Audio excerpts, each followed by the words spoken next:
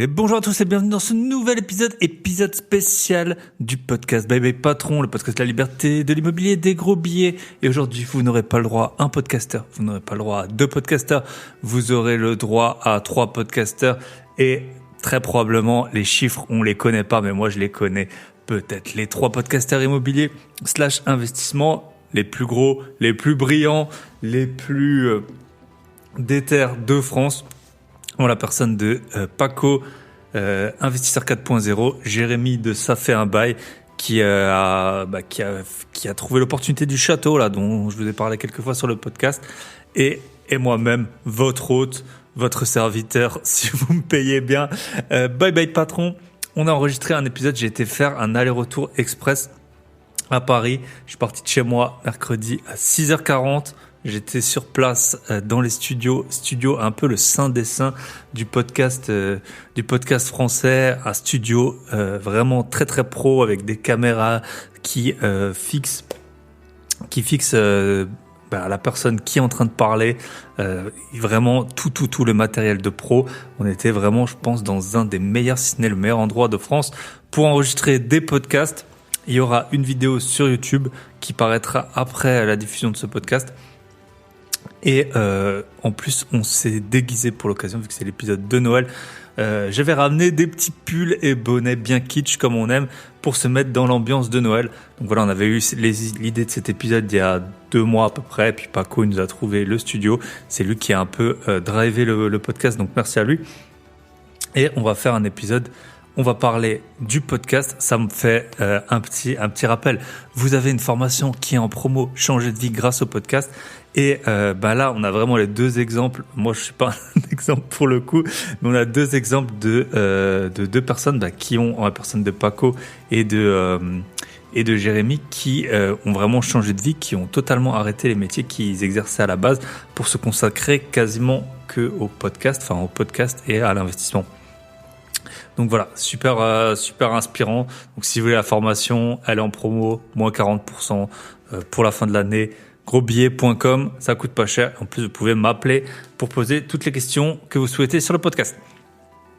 Voilà, avant de démarrer, l'épisode il est assez long. Si déjà j'ai fait, je crois que c'était 8 heures ou 9 heures de route avec un bon petit périple parisien, gare de l'Est, c'est Barbès, Rochechouart pour changer. Toujours un plaisir avec les clochards qui se font arrêter par la police sous vos yeux. Mais bon, Paris, on y va. Moi, j'y vais pour les gens. Il y en a qui y vont pour les monuments. Moi, j'y vais pour les gens. C'est toujours un plaisir de voir mes deux acolytes. Et peut-être que dans pas longtemps, vous aurez un nouvel épisode avec un autre acolyte podcaster qui est déjà passé sur le podcast. Vous me l'attendiez, vous me l'avez demandé. C'est aussi prévu. Donc voilà, épisode de Noël. Je voulais juste vous faire 2-3 petits points. Donc la formation podcast, vous le savez, vous pouvez aller la chercher. Deuxièmement, il y aura un jeu pendant le podcast. En fait, cet épisode, il va être diffusé. Si vous voulez écouter le Bye Bye Patron, de ce que j'ai compris, je serai le premier à le diffuser. Donc ce sera le mercredi 20 ou 21, le mercredi en tout cas, décembre. Là, on est dimanche 17, pour rien vous cacher. Et donc en fait, dans le podcast, donc ce sera le même qui sera diffusé sans l'intro chez mes acolytes Paco et Jérémy. Mais en fait, on a dit 3 mots. Il y a un petit jeu, voilà. Il y a 3 mots mystères qui vont être dits pendant l'épisode. Donc à un moment, on va dire tac. Là, c'est le mot numéro 1. Et moi, j'ai coupé parce que ce sera diffusé sur le podcast de Jérémy. Et là, ce sera le mot numéro 2. Et ce sera diffusé sur le podcast de Paco. Donc, j'espère que c'est clair. Il y a 3 mots.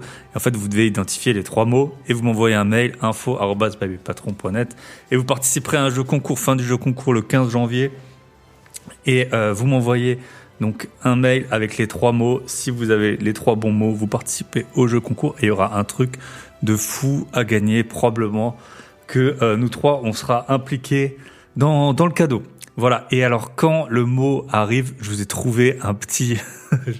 Je me suis amusé aujourd'hui. Je vous ai trouvé un petit jingle. Donc, quand il y a un mot mystère qui va arriver et que je vous ai bien sûr caché, parce qu'il y aura que mon mot qui sera diffusé dans le podcast, dans mon podcast, vous aurez le droit à ce petit son. Merry Christmas! Ho, Je ne dirai pas si c'est moi qui l'ai enregistré ou non, mais voilà, le petit son de Noël, il m'a bien fait marrer. Allez, je vous le remets un petit coup. Merry Christmas. Donc voilà, un mot qui sera coupé chez moi, qui sera diffusé chez Jérémy, un mot qui sera coupé chez moi, qui sera diffusé chez Paco, et le troisième mot qui sera diffusé chez moi et qui est en clair que vous pouvez écouter. Vous notez les 3 mots, vous m'envoyez un mail, info@babelpatron.net et vous participez au jeu concours. Ensuite, je voulais juste vous dire un dernier petit truc, c'est que en fait, j'ai mon compte Instagram qui a sauté cette semaine. Donc, si vous m'avez écrit que j'ai pas répondu, c'est probablement pour ça. J'avais fait un petit réel suite. J'avais pris un tout petit extrait de 15 secondes du match PSG Dortmund. Puis j'avais commenté avec une petite blague sur Insta. Ça a pas du tout plu visiblement à Insta. Donc, ils m'ont suspendu mon compte pendant 3 jours. Et je sais pas si c'est lié. Mais les gens peuvent plus m'appeler sur WhatsApp aussi. Donc faites toujours bien attention au réseau, c'est génial, j'ai rencontré plein d'entre vous grâce au réseau. Mais c'est pour ça que j'ai un Telegram aussi, vous pouvez aller sur grosbillet.com. Il y a un Telegram, on parle de nos invests. J'essaye de pas trop spammer sur ce groupe parce que l'idée c'est plutôt d'échanger sur des sujets très précis. Mais voilà, vous êtes sur grosbillet.com, vous avez tout. Vous avez le podcast privé avec l'épisode, le prochain qui va sortir, ça va être celui avec Marco il va nous montrer toutes ses voitures, il était passé sur le podcast. Là, il va vraiment nous montrer comment acheter et faire de l'argent avec des voitures. Pour rappel, il est passé d'une Twingo à un Maserati Levante et une Aston Martin One of One, Mansory. Peut-être que je me trompe, mais je crois que c'est une Vantage. Donc voilà, il a 2 voitures de luxe, Maserati, Aston Martin. Il était parti d'une Twingo. Il nous montre son garage en vidéo. Donc ça, c'est un épisode de podcast privé de plus. Sachant qu'il y a tous les autres, celui sur le dossier bancaire, celui sur comment lire un PLU pour faire de l'argent dans ses investissements, comment savoir si on peut diviser, créer des surfaces et tout. On a l'épisode avec les conseillers en gestion de patrimoine, on a l'épisode aux US, faire 1 million d'euros de marge aux USA. On a vraiment des épisodes super quali. Vous allez sur la page, le mieux c'est vous allez sur grosbillet.com, il y a le lien direct vers le podcast privé. Et là, vous voyez, il y a la liste de tous les épisodes. On vous a même mis des petits extraits. Merci à tous ceux qui sont là, c'est le meilleur moyen de soutenir le podcast. Et je pense qu'on est bon. Je vous souhaite des très bonnes fêtes de Noël. L'épisode, donc ce sera le dernier épisode avant Noël. Je vous souhaite de très bonnes fêtes. Profitez de votre famille, profitez de vos amis et de vos proches. Et puis, profitez si vous recevez un chèque de la grand-mère pour le mettre de côté pour vos futurs apports en IMO. Les taux, j'ai lu... C'est pas la peine que je pense que je déblatère trop longtemps dessus, mais la Fed, je sais pas si vous avez vu, la Fed, donc la réserve américaine, elle a bloqué ses taux et elle anticipe une baisse des taux. Je crois que j'ai vu jusqu'à au moins de 2 points. La banque européenne, elle a aussi fait une publication. Je crois que j'ai vu un truc passer comme quoi les taux, ils allaient plus augmenter, en tout cas pour l'instant. Donc, je pense que début d'année, ça sert à rien là entre Noël et Nouvel An d'aller visiter. La plupart des agents immobiliers ne travaillent pas, les agences elles sont fermées. Après, en tout cas, vous êtes sûr de pas avoir de beaucoup de concurrence à cette période. Mais sinon, début d'année, je pense qu'il y a vraiment des bons coups à faire. Et puis la bourse, elle est pas loin elle a vraiment bien repris là.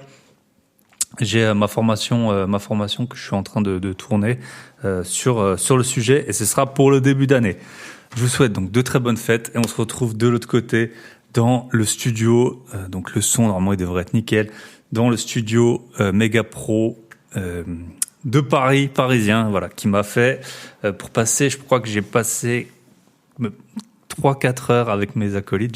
J'ai fait 8 heures de trajet, je pense. Mais voilà, ça valait la peine. On se retrouve de l'autre côté. Bonne écoute à tous.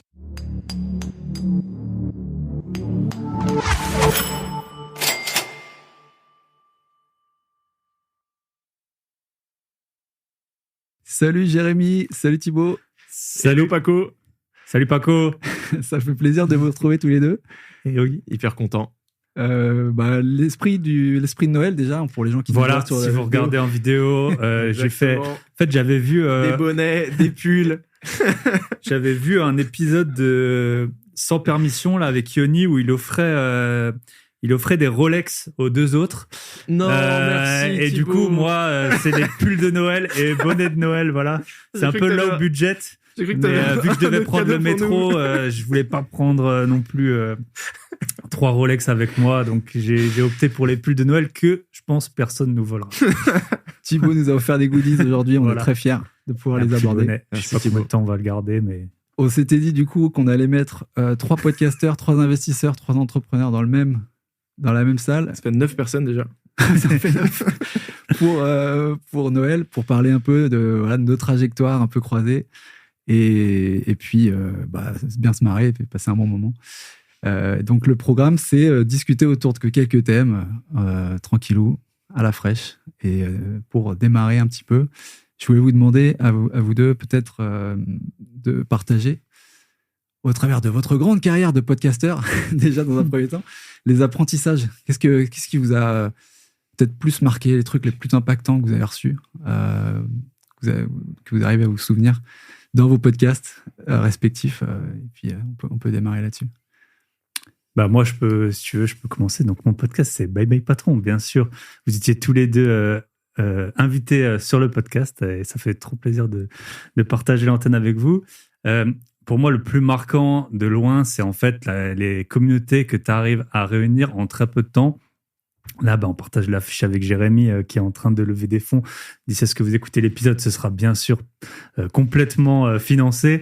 Mais voilà, moi j'avais fait un épisode à Chamonix. En 1 minute, on a vendu les tickets. Quand je viens dans la région parisienne, sauf aujourd'hui, j'organise des événements, ça se remplit hyper vite. En Alsace, ça va encore plus vite quand je suis de passage parce que c'est de là dont je suis originaire. Donc c'est vraiment c'est presque une petite famille maintenant, même quand on va dans les événements qu'on n'organise pas forcément. Il y a tout de suite 30, 40, 50 personnes avec qui c'est vraiment un plaisir de partager. Et quand tu as une question, tu sais presque maintenant dans n'importe quelle ville de France à qui t'adresser et en fonction de la thématique également, quoi. Je sais que toi, t'as débloqué aussi un pass Airbnb All Around the World gratuit, il me semble. Ouais, j'étais en Argentine. J'étais en Argentine. On se salue Lara. C'était une invitée complètement par hasard. Je referai pas l'histoire, mais ça allait super. C'était vraiment plein de petits éléments fortuits qui nous ont amenés à nous connaître. Et puis j'étais du coup en Argentine. Pareil, j'avais été invité à Budapest par un autre invité dans un hôtel 5 étoiles. C'était vraiment pas mal. Bien joué. Je vais essayer de m'en inspirer. Je cherche une chambre pour Lyon. Non, ça sera déjà passé. Et écoute, pour répondre à la question, moi, c'est vraiment ces intérêts composés qui, je pense qu'en tant qu'humain, on n'a pas l'habitude de ce modèle mathématique qui est les intérêts composés, que ce soit dans l'investissement, dans la croissance d'un média, etc. Et on se rend pas compte de ce qui peut se passer avec 2 ans, 3 ans de régularité sur un format comme on l'a fait. Moi, ça fait un peu plus de 3 ans. Toi, Paco, c'est à peu près pareil. Pareil, ouais. Et toi, Moi, ça fait 2 ans et demi. Ouais, c'est ça. Mars 2021. Et écoute, pendant 2 ans, j'ai eu une croissance vraiment de 10% par mois, ce qui crée une exponentielle de fou. Cette année 2023, la croissance n'a pas été aussi forte. C'est beaucoup plus léger. Mais par contre, il y a eu une croissance des actions et des opportunités qui se sont créées à partir de ça. Et Thibaut le parlait, on achète un château, qu'on va crowdfunder on a fait 50% en quelques heures sur une somme de 690 000 € quand même, donc c'est pas rien. Je me suis fait des vrais potes. À chaque fois qu'on se voit, on se fait des super déj. Là, j'étais invité pour faire un basket avec Tony Parker et Mr V. C'est censé être demain. Je sais toujours pas si je suis en train de rêver ou si c'est réel ce qui se passe. Je suis trop envieux. Et franchement, tu vois, c'est un truc de ma bucket list, quoi. Il y a 3-4 trucs dont je rêve depuis que je suis petit et rencontrer Tony, c'en était un. Et genre là, je vais faire un basket avec lui. Enfin, c'était complètement délirant, quoi. Tu vas le regarder jouer, quoi, parce que en réalité, voilà, Écoute, je t'avoue que quand on m'a proposé, on m'a dit ouais, match avec Tony à 14h et après un gala. Et j'ai dit écoute, je suis obligé de te demander, c'est pour jouer ou c'est pour le regarder, tu vois? Il m'a dit non, c'est pour jouer. Ouais. Ah d'accord. Bon, je vais m'acheter des baskets alors. Non, c'est clair, non, c'est top. Moi, j'ai la même expérience en fait, des intérêts composés, des effets cumulés, quoi, dans tout en fait. Et vraiment, le parallèle entre la création de médias, le contenu et puis les investissements, en fait. C'est fou les parallèles qu'il y a.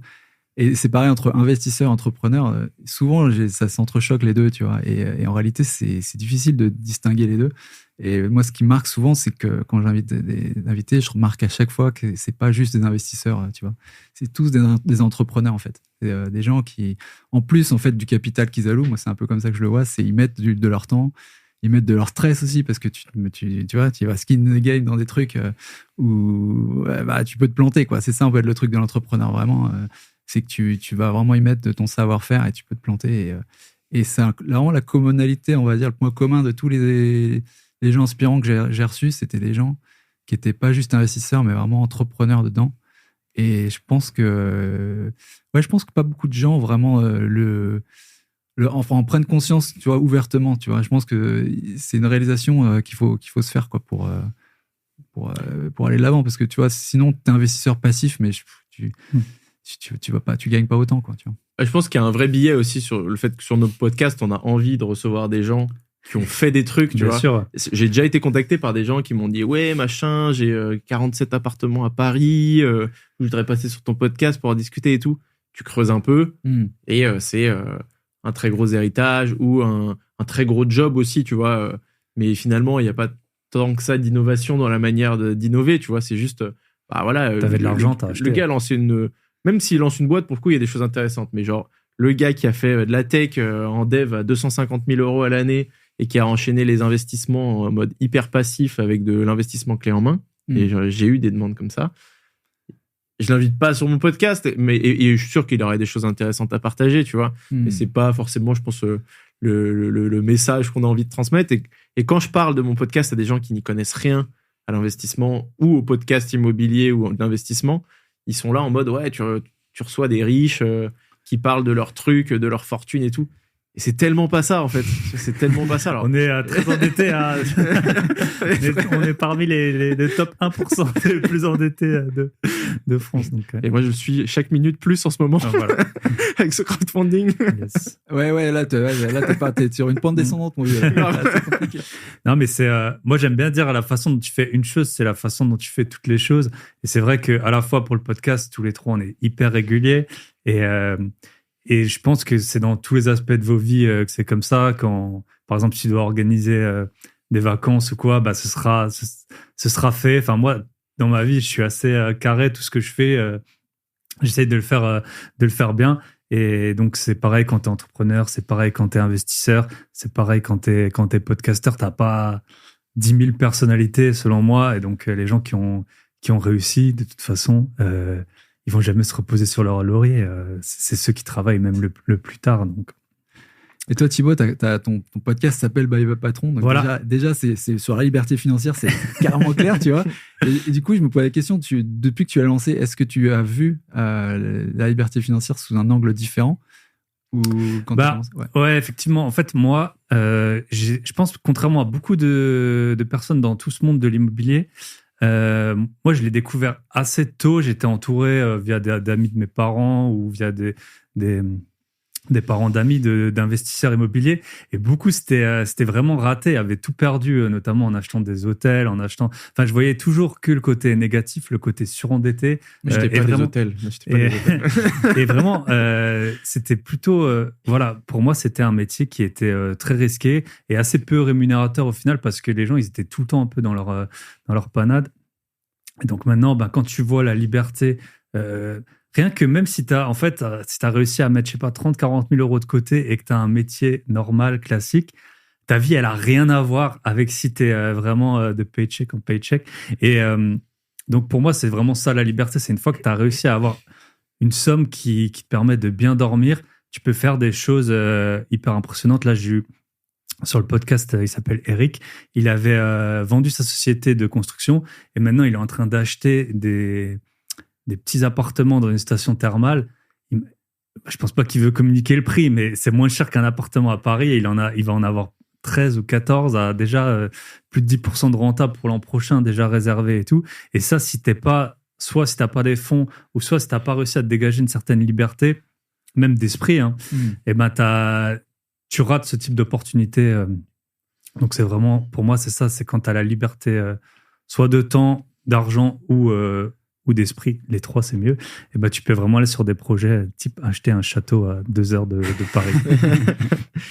Ouais, sur ce point-là, on a aussi, moi, ce que j'ai réalisé, j'ai peut-être un peu mieux compris d'où venaient les inégalités dans ce monde, notamment quand j'ai cherché un financement pour ce château avec les banques et que c'est pas facile. Et la raison numéro 1 pour laquelle c'est pas facile, c'est que on n'a jamais acheté de château. C'est comme les boîtes de nuit. Comme les boîtes de nuit. La queue. C'est exactement ça. Et du coup, t'as beau leur dire que, voilà, avec mon associé, on a plus de 15 investissements en perso, mais là, on a créé une nouvelle société, etc. Donc, ils considèrent notre expérience comme 0. Et il y a vraiment ce truc de se dire, OK, donc c'est impossible d'acheter un château avec une banque, mais du coup, qui peut acheter un château, à part les personnes qui ont soit hérité... Qui ont déjà un château, mais qui sont aussi... souvent, financièrement, c'est pas incroyable non plus. Exactement. Et du coup, le sujet, c'est de se dire, OK, si c'est réel, ça, et que du coup, à la fin de ce premier investissement, déjà, on évite tous les pièges, on connaît les rouages, on sait faire, et qu'en plus, les gens en face de nous, ils nous prêtent pour faire, il est là le creux des intérêts composés, tu vois.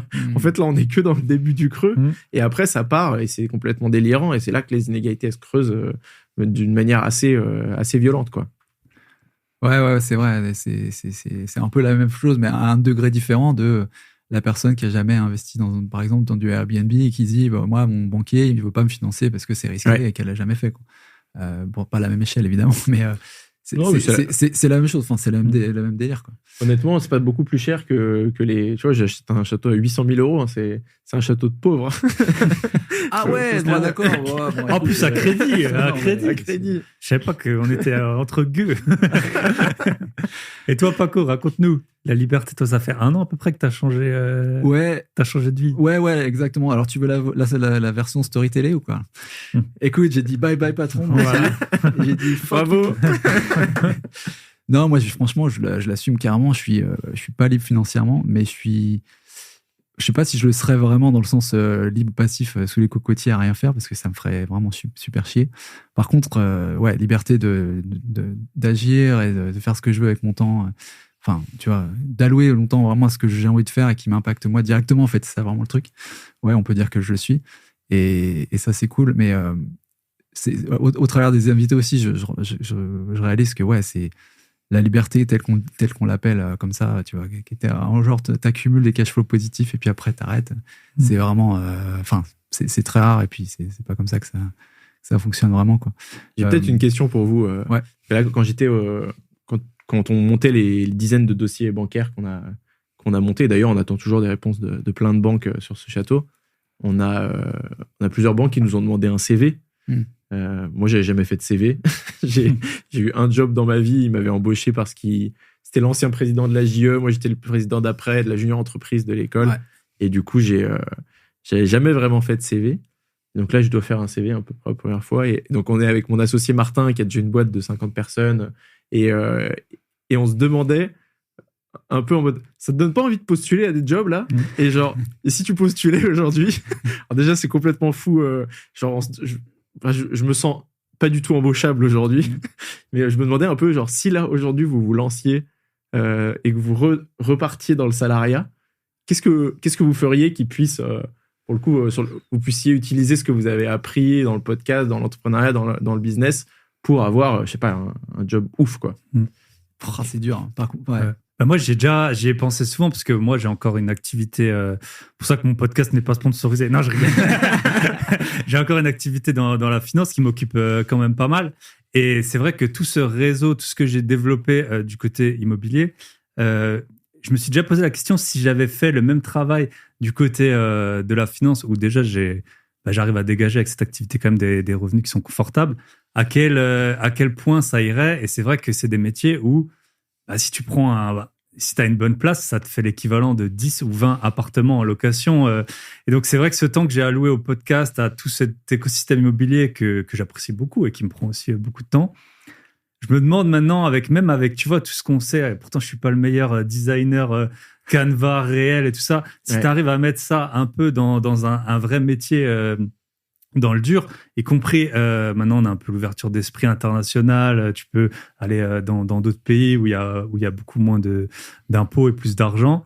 Je me suis déjà demandé voilà, s'il y aurait pas moyen de trouver des boulots, je sais pas, 400 000 euros par an, et peut-être avec moins de temps que toutes les activités, même si j'apprécie faire toutes les activités que je fais. En tout cas, quoi qu'il en soit, tout ce qu'on a fait dans le podcast et dans l'investissement, ça peut que nous servir même dans d'autres aspects.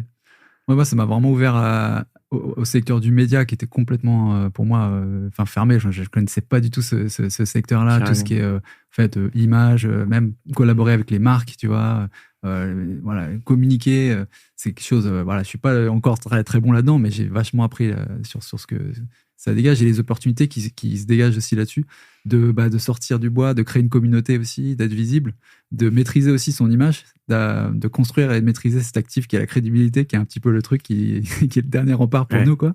Et ça, c'est super intéressant. Après, je pense que je sais pas comment je le monérais vraiment sur un salaire, sur un emploi. Je suis pas sûr que je voudrais faire ça à 100%. Tu vois, la com, c'est vraiment pas le truc. Mais je pense que ça pourrait être une corde en plus à mon arc.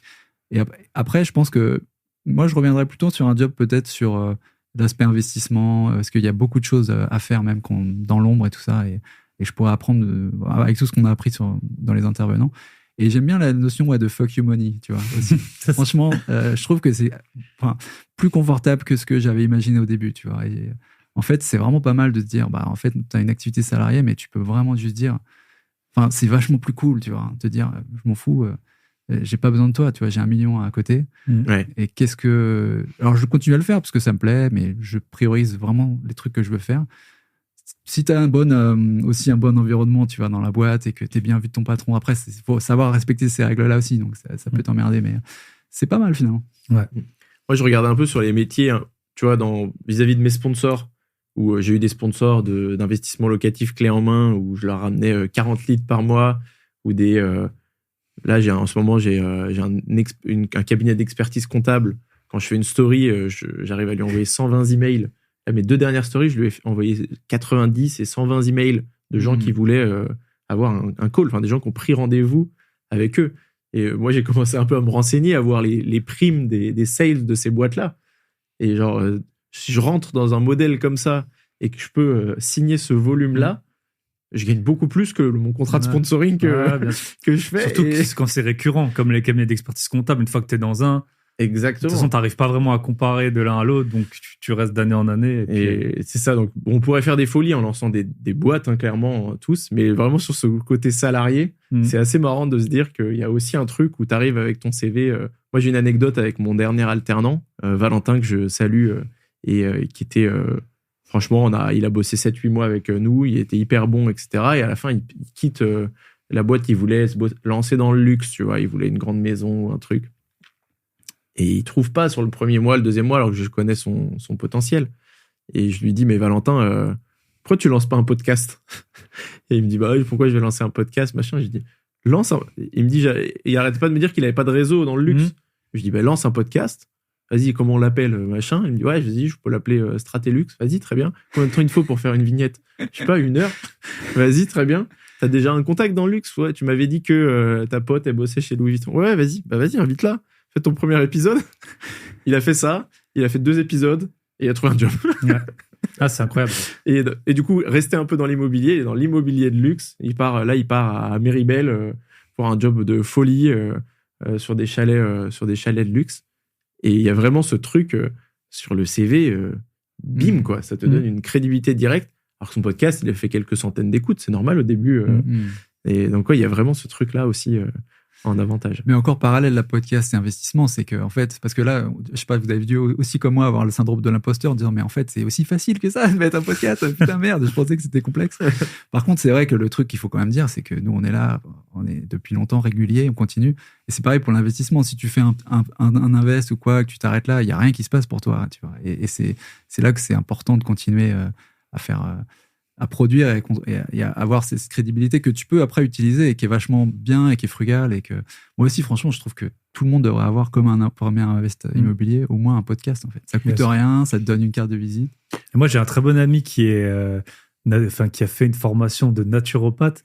Et c'est un ami dans la vraie vie, que je connaissais bien avant tout ce monde.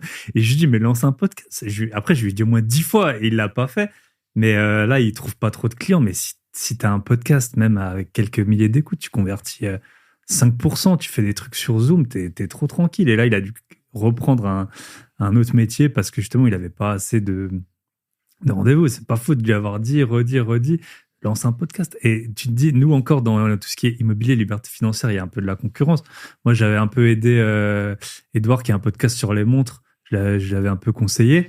Très vite, tu as accès à tout le monde de l'horlogerie, des collectionneurs de malades. Si t'es dans un sport, c'est pareil. Je pense si tu fais un podcast sur le basket ou sur le golf, t'es invité à des événements, tu peux jouer sur des parcours de golf gratuitement, et puis ensuite tu fais un tout petit débrief. Et plus c'est niché, plus ça va aller vite, voilà. En plus, d'aller capter un bon pourcentage de cette niche. Moi, typiquement, un cas, ça serait les agents immobiliers, quoi.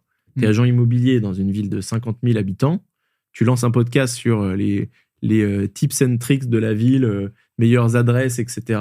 Donc t'es invité par le serrurier du coin, le restaurant, le machin, le maire de la ville. Ça va vite, hein. Tu fais vite ton épisode avec le maire de la ville. Et je pense qu'il te faut 15 épisodes pour être l'agent immobilier le plus connu de ta ville. Et ça t'aura coûté le prix d'un équipement, un micro, voilà. etc. Ça t'aura coûté 400 balles et des chouettes discussions avec des gens. Et en plus, tu te feras inviter au resto et chez le coiffeur et chez machin. Ouais. Et en plus de trouver des mandats, tu vas réussir à aller éventuellement même faire du sponsoring après sur des commerces de ta ville, etc. Franchement, ça va vite. Hein. Si vous aimez discuter, rencontrer des gens, etc., ça peut aller vite. Et je pense que les podcasts de ville, il y en a encore pas beaucoup. C'est un peu niche. Les podcasts des champs, par contre, il y en a un peu. Ça fait partie. C'est quoi votre meilleure expérience et pire expérience dans le podcasting? Moi, je dirais les meilleurs, c'est quand même les événements. Ça, c'est vraiment le rencontrer en vrai. Puis parfois, t'es un peu surpris parce que même les invités que tu vois à la caméra, tu sais jamais s'ils sont grands, petits, gros, maigres, ce qu'ils ont et tout. Et parfois, tu vois des grosses voitures qui arrivent, des gars très en forme, d'autres tout petits. C'est toujours assez surprenant. Des anecdotes là maintenant. Non, mais des anecdotes, on en a plein. Mais je pense que c'est plutôt la partie off, effectivement, qui est la meilleure. Parce que sur les podcasts, je vais pas citer de nom, mais on va quand même toujours un peu dans tout ce qui se fait, un peu peut-être les hacks et tout ça. Mais il y a des trucs, c'est un peu plus dark. Et là, surtout tes invités, toi, ils sont un peu vénères. Souvent, dans les événements, ça se passe le dimanche après 11h. Tu vois, t'as commencé le vendredi, tout le monde se rencontre et tout. Et puis après, le dimanche après 11h, là, ça commence à parler, en millions, comment avoir plusieurs sociétés qui ont le même nom pour pas trop que quand on cherche, on tombe toujours sur pas forcément la bonne, un peu détourner les banques. Combien de temps, par exemple, les registres des hypothèques met à inscrire l'hypothèque, ça peut être assez utile parfois dans certains cas. Donc c'est rencontrer. Nous on voit des chiffres et après quand tu les vois en vrai, pour moi c'est ça la meilleure expérience. La meilleure pour toi, c'est? Et écoute, moi je pense que c'est clairement ce qui est en train de m'arriver là sur les rencontres que je peux faire, ce projet de château. Ce qui a eu le plus de valeur pour ma vie, c'est de rencontrer des gens qui vraiment, je sais que dans 10 ans, je serai encore en contact avec eux. Il y a eu plein d'exemples. Je pense que si on continue tous sur cette voie, on est prêt à faire pas mal d'épisodes de Noël ensemble. Mais il y a il y a Martin, évidemment, que je rencontre il y a 2 ans, un match de valeur de fou, et tu te dis que tu vas faire des projets IMO incroyables avec lui. Au début, tu le dis pendant l'épisode, tu sens que ça match, ce serait bien qu'on fasse un truc ensemble et tout. 99% du temps, tu vas pas réaliser le truc. Et là, quand ça se fait, c'est incroyable. J'ai rencontré Pierre Tardier aussi, qui est le fondateur d'Outwork. Et tu vois, j'ai senti qu'il y a eu un truc, genre vraiment, on s'est trop bien entendu avec Pierre et avec Marion aussi, son associé. Franchement, c'était le premier épisode que j'ai enregistré en extérieur, tu vois. Il y a eu un mood qui s'est créé qui était incroyable. Et récemment, il y a un post sur LinkedIn où un gars met c'est quoi vos rencontres les plus marquantes des dernières années et tout. Et Pierre me tag dans le truc. Et genre, tu vois, je me sens hyper touché, je me dis, putain, mais ça crée un truc qui est fort, quoi. Ça crée un truc qui est fort. Et du coup, il achète en même temps un lieu un peu pour faire du séminaire aussi. Donc, on échange beaucoup, etc. Et franchement, ça n'a pas de valeur. Après, pour les parties moins cool, je pense que c'est quand tu chies techniquement sur un épisode, c'est d'une frustration. Comment ça t'arrive? C'est une frustration sans nom. Ou une fois, j'ai oublié un épisode quand même. Et c'était avec Yann Darwin. Ah oui. Et je me suis pointé 10 minutes en retard parce que j'ai eu une galère qui m'a fait sortir la tête du truc. Yann Darwin, 10 minutes, c'est terminé. Quoi. Terminé. C'était terminé, voilà. Et du coup, je l'avais relancé plusieurs fois par message en lui disant que j'étais désolé, machin, mais qu'on était encore dans l'heure du T'as tenté l'heure de le décalage horaire, non? Non, franchement, j'avais été honnête sur les problèmes qui m'étaient arrivés, mais ça n'excuse rien. Et après, voilà, la vérité, c'est que du coup, j'ai été contacté par son agence de presse récemment et on vient de réenregistrer ensemble, tu vois. Quand il est arrivé à la maison, je lui ai donné l'anecdote. Il m'a fait « Ah, c'est bien que tu me le dises maintenant parce que sinon, je serais peut-être pas revenu. » T'as filé une anecdote. Voilà. Arrête de chier sur mon temps. Tu lui dis ça, tu sais. C'est ça. Donc, ouais. C'est pareil pour moi, les meilleurs, on va dire, moments, c'est quand tu connectes vraiment avec un invité. C'est vraiment super cool, quoi. Et moi, ça m'est arrivé justement avec, il y avait Eric Larchevêque que j'avais reçu. Et c'était aussi dans une condition, un peu improbable où genre, il faut aussi aller vite, tu vois, genre, voilà, il y a un créneau, c'était le soir, tard le soir, tu vois. En plus, il pleuvait, c'était les conditions, tu vois. Je m'étais pas vraiment préparé. Il faut que tu te prépares vite, tu as l'adrénaline qui arrive, et c'est là, au fait, où moi, en tout cas, je suis vraiment le meilleur parce que je suis super focus. Et en plus de ça, on a vraiment bien connecté parce qu'en plus, lui, tu vois, il est du tac au tac, il répond vite. J'ai vraiment adoré l'interview. Après, ça arrive aussi avec d'autres invités. Et j'aime bien aussi inviter les gens un peu de l'ombre, tu vois. Pas forcément les gens qui sont super connus, mais les gens qui sont un peu aux manettes derrière et qui disent pas grand chose, mais qui abattent du boulot, quoi. Ouais. J'aime bien les profils un peu comme ça. J'ai vu Thibaut Diringer du blog Corrige ton impôt, qui est un blog énormissime, mais en fait, mais qui est pas lui-même est très discret, tu vois, il parle pas beaucoup, mais c'est un genre un fou furieux de la fiscalité pour particuliers, tu vois. Et j'aime bien les profils comme ça, ou même les gens un peu timides de nature, que tu décoinces un peu, tu vois, et qu'après, qui ressortent et qui sont contents de l'interview et qui disent « Ah ouais, franchement, c'était plus facile, ou du moins, tu m'as bien mis à l'aise, j'étais content de sortir ça. » Franchement, là, je me sens « C'est cool, j'ai fait un bon truc aujourd'hui. » Et c'est un peu comme les soirées. Parfois, t'as pas trop envie d'y aller. Moi, j'avais aussi un très bon invité, Joe. Je connaissais pas du tout, parce que la plupart des invités, moi, je les connais des réseaux, ou je connaissais pas du tout. Ça m'arrangeait pas. C'était un dimanche matin et tout. Et puis, en fait, ça a trop bien connecté. Et tu sais que on s'est encore jamais vu en vrai, mais quand on se verra, ce sera juste trop bien. Et effectivement, avoir des invités qui sont passés nulle part, nous, c'est un peu à la fois. Puis c'est aussi, on parlait de Yann Darwin, quand je l'ai eu sur mon podcast, j'avais que des gens qui m'envoyaient du feu et tout ça, mais en fait, son histoire, on la connaît, donc c'est toujours bien de l'avoir sur le podcast, mais c'est pas, c'est jamais une révélation, je pense, ni pour les auditeurs, ni pour nous, alors qu'effectivement, t'as d'autres personnes. Il y a pas longtemps, on m'a présenté un coach en sommeil, là, il est passé sur mon podcast, et gros investisseur immobilier aussi, en plus en Belgique, donc ça ouvre encore une autre voie. Et c'est vrai que quand tu fais des rencontres comme ça, tu te dis, mais dans un monde normal, il habite à Bruxelles, jamais je le rencontre, quoi. Ça arrive juste jamais. Et puis c'était un autre invité qui me l'a présenté, on a déjeuné ensemble, et puis ça a trop bien matché. Et puis. Et un fail, t'as un fail à nous raconter? Fail, effectivement, donc, si vous n'êtes pas. En plus, c'était en fait, ça vient de me venir parce que j'avais lu un très bon livre, c'était sur les options en finance, donc produits dérivés assez complexes, tu peux tout perdre si t'achètes, ça s'appelle un naked call, je pense qu'il y en a qui connaissent. Et c'était un bon livre sur une bonne stratégie. Le mec très sérieux, il fait à peu près 2-3% par mois de renta. Stratégie, par contre, où il faut vraiment surveiller tes investissements. Et j'avais lu un livre par hasard sur Amazon, j'avais acheté le livre. C'est sûr que c'est pas les options binaires qu'on voit en pub au début de certaines vidéos YouTube. Et en fait, c'était quelqu'un d'assez âgé. Il voulait pas se montrer à la caméra. Et moi, à cette époque-là, j'avais un micro avec, ça s'appelle un filtre anti-pop. Pour ceux qui savent pas, c'est comme vous voyez à la radio. Et des AirPods pour écouter le son. Parce que peut-être que vous savez pas, mais en gros, on a un micro. Et après, en général, on a un casque branché au micro pour avoir le retour.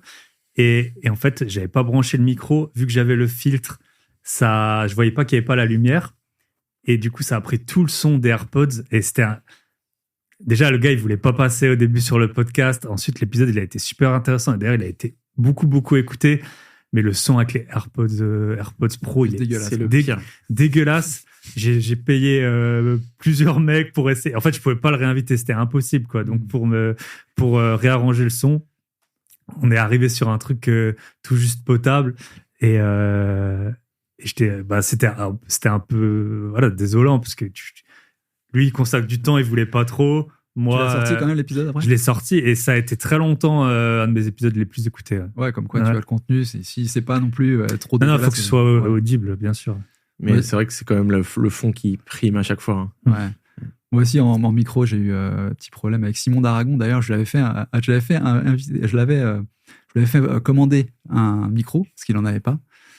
Et il avait oublié d'appuyer sur on et on trouvait pas comment ça fonctionnait et tout. Du coup, le son était pas terrible. Il avait un micro, mais c'était juste visuel, tu vois. En fait, ça marchait pas. Et après, tu l'avais reçu juste derrière. Donc, voilà, en gros, le micro il était excellent chez toi parce qu'il avait appuyé sur on cette fois-ci. Et ben figure-toi qu'on a enregistré chez moi. Donc du coup, j'ai réglé le problème comme ça. Incroyable. Et on devait le faire à distance. Et Ouais. en effet, au début, ça devait être grâce à ton micro. Donc, ouais, c'est énorme. Donc, en technique, évidemment, il y a des fails. Après, le gros fail de l'année, pour moi, c'était Michel Broussard, que j'ai reçu sur le podcast. Yes. Et on lui salue. Le pif. Et Il était recommandé par beaucoup de gens. Hein, mais Ouais, de rien, moi, on m'a ouais, dit ouais. plein de fois, tu devrais l'inviter. Ouais. Et franchement, j'ai pas vu le truc venir. Mais bon, ça fait partie du truc. Après, le truc, il disait pas des trucs déconnants sur le thème lieu, mais voilà, le mec a escroqué quand même pas mal. Bien sûr. Non, et la vérité, c'est que bon, nous, notre travail, c'est d'interviewer des gens.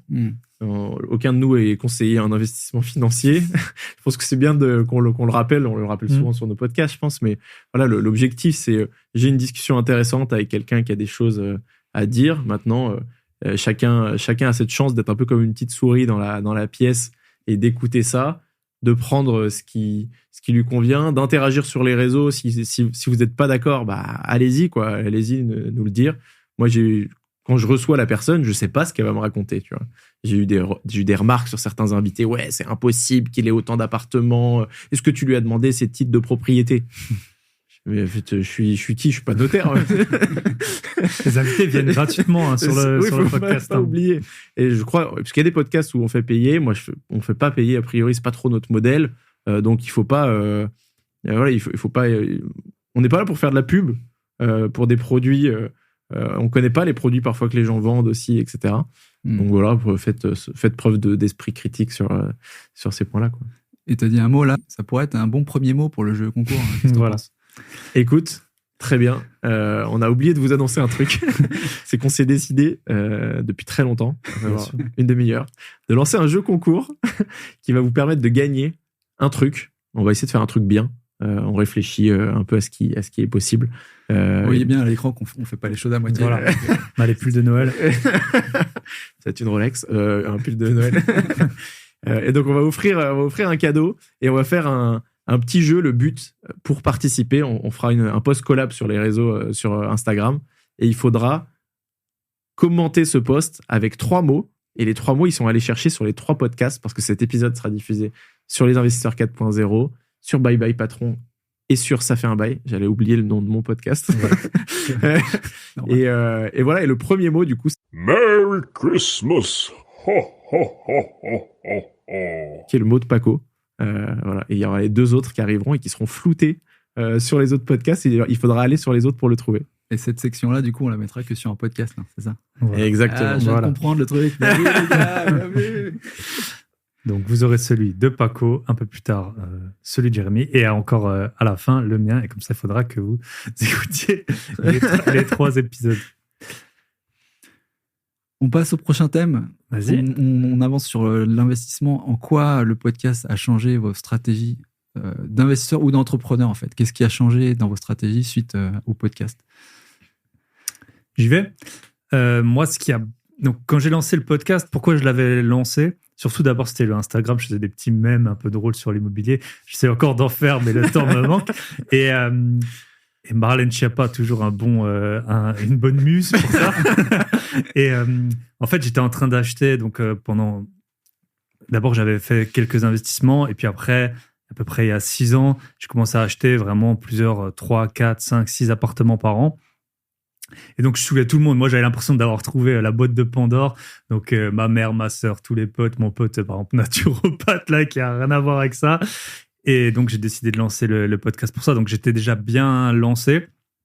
Ce que ça m'a apporté en plus, ça a été, parce que j'ai un peu réfléchi, ça a été le différé d'emprunt.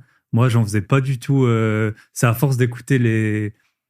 En fait, maintenant, quand tu le sais, c'est simple. Mais si tu sais pas que ça existe, d'avoir un différé plus long que les travaux en eux-mêmes, voire pas de travaux. Alors maintenant, les taux ont augmenté, c'est un peu moins intéressant d'avoir un différé. Mais c'est vraiment via les interviews que j'ai pu avoir, les interactions que j'ai eues. Ensuite, après, je pense qu'on a tous un peu commencé comme ça. Au début, tu n'as pas d'argent, donc tu prends des biens qui sont rentables parce que tu n'as pas le choix, en fait. Et ensuite, je me suis orienté vers, sur les derniers invests, sur des biens qui sont plus chers, moins rentables en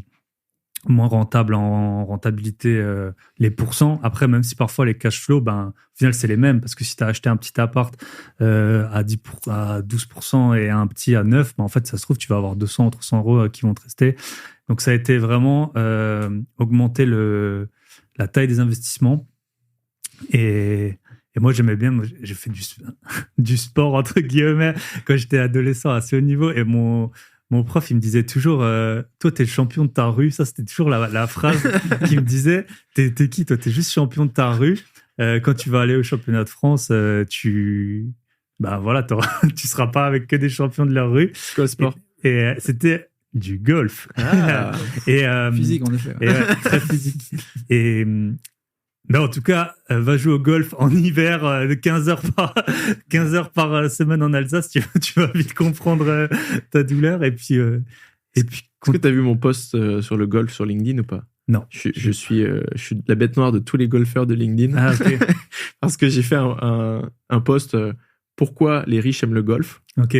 Et je me suis fait défoncer par toute la communauté de golfeurs. C'est un monde qui est assez, qui m'a dit, oui, fermé. Ouais. Je vois pas pourquoi tu dis que le golf, c'est un sport cher. Le karting, c'est beaucoup plus cher. La Formule 1 aussi. Ouais. Mais ça, si on peut faire une toute petite parenthèse, quand t'es jeune, justement, c'est un sport qui veut beaucoup se rajeunir. Donc nous, on avait vraiment on payait peut-être 200 euros par an et on avait des avantages en milliers d'euros. On avait on partait des semaines à bord. C'est souvent en Aquitaine que ça se passe. On partait des semaines entières en Aquitaine. La Ligue d'Alsace, elle nous payait tout. Tu peux jouer gratuitement partout. C'est pour ça que j'y joue plus, parce que maintenant, je vois combien ça coûte vraiment.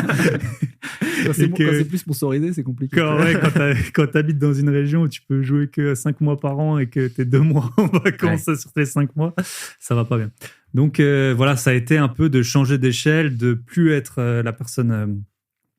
juste la plus chez qui on demande conseil. Tu sais, on a souvent les 3 tiers. On essaye d'avoir des personnes 1 tiers du même niveau que nous, c'est ta copine, tes amis, 1 tiers en dessous, ceux que tu peux aider, coacher, tout ça. Et en fait, c'est le dernier tiers au-dessus de toi qui est super dur à toucher. Et grâce au podcast, c'est comme ça que j'ai pu connaître, au moins dans certains domaines, des personnes beaucoup plus avancées que moi dans l'investissement immobilier et puis dans d'autres domaines juste de patrimoine pur ou un peu plus avancé dans la vie aussi, des personnes qui ont 50 ans, qui se posent pas les mêmes questions que tu peux te poser à 35 ans. Quoi. Et écoute, moi, pour répondre à ta question, je pense que c'est plutôt, en termes de stratégie, ce que je considérais comme exotique à l'époque et ce que je considère comme exotique aujourd'hui. Mon premier investissement, c'est une colocation. Je suis pas d'une famille d'investisseurs. Mon père est quand même dans le bâtiment, tu vois, mais c'était de l'appart en nu, à longue durée, pas très rentable, mais bon, vu que c'est lui qui faisait tous les travaux, ça allait, il s'en sortait bien. Et puis des crédits très courts aussi, etc. Donc oui, j'ai appris un peu la base grâce à ça. Mais voilà, à l'époque, mon exotique, c'était la coloc, quoi. Et quand j'en parlais autour de moi, les gens disaient, ouais, mais tu vas avoir tous les problèmes possibles et imaginables, de machin, des gros stuff, 4 personnes à gérer, etc. Moi, je me rends compte que c'est beaucoup plus simple de gérer une coloc que de gérer 4 appartements, en fait. Et c'est les mêmes loyers que 4 appartements. Et ce que je considère aujourd'hui comme exotique, en fait, il y a plus de limite, tu vois. J'ai eu des gens qui font... j'ai eu de la Love Room, de la Jungle Room, des studios de podcast dans des caves, et tout ça, aujourd'hui, ça me semble complètement atteignable. Ça me fait plus du tout peur. Alors que à l'époque, une coloc, ça me faisait peur, clairement. Aujourd'hui, je me dis, et je cherche toujours des idées un peu farfelues. Tout à l'heure, tu parlais de ton pote qui était coach pour dormir. Ouais. Et je lui dis, et genre, direct, ça a connecté dans ma tête en mode, et si on pouvait se faire des petites chambres de sieste ou un truc comme ça, tu vois? J'ai envie, ou, il y a des artisans sur des gros chantiers parisiens qui galèrent à se doucher, en fait. Tu vois, et typiquement, t'as des chambres de 5-6 mètres carrés à Paris qui coûtent rien du tout. Vraiment des placards à balai au 7e étage dans des bâtiments. Mais vraiment, tu peux acheter ça pour 20, 30 000 balles. Et je me dis, en fait, ça se trouve, il y a des douches à foutre là-bas, tu as toujours des chantiers partout. Tu sais, tu cherches des choses complètement exotiques et je suis sûr que tu arrives à des très, très bonnes rentabilités. Moi, si je le fais pas, tu vois, si j'ai pas lancé cette petite douche ou ce petit truc, c'est parce que je suis copropriétaire d'un château. C'est un peu trop petit. C'est un peu trop petit et je me suis dit autant essayer d'aller rassembler plein de stratégies un peu originales sur un même lieu plutôt que d'aller faire des petites choses à 50 000 euros par-ci par-là. Ça fera un projet, je lance, je documente, j'en parle à tout le monde. Et honnêtement, je le fais que pour ça. Le château, c'est pas. Si on commence à regarder les chiffres, nous avec Martin, on n'a pas vraiment l'intention de se verser quoi que ce soit avant très très longtemps.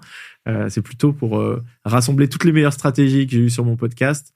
Et là, sur 12 hectares, on est en mesure de mettre en place peut-être le studio de podcast incroyable au coin du feu, peut-être les cabanes ou tiny house dans la forêt, de l'événementiel, un peu tout ce que j'ai eu sur le podcast depuis aujourd'hui, quoi. Tu te concentres du coup là-dessus en termes d'investissement. Tu te dis que tu vas faire ça pendant au moins les 2 prochaines années, ça va être full là-dessus, c'est ça? Ouais, je me vois pas faire autre chose. Et un peu comme on disait sur l'exponentiel, si ça se passe bien et qu'on arrive à faire des bonnes rentas là-dessus, je pense que j'aurais plus intérêt à aller exploiter d'autres châteaux que d'aller me lancer sur d'autres trucs. Je me trompe peut-être complètement. Ouais, parce qu'une fois que tu auras acquis toute cette connaissance et cette expérience, déjà vis-à-vis des banques, ça sera plus facile de lever d'autres projets similaires, tu vois.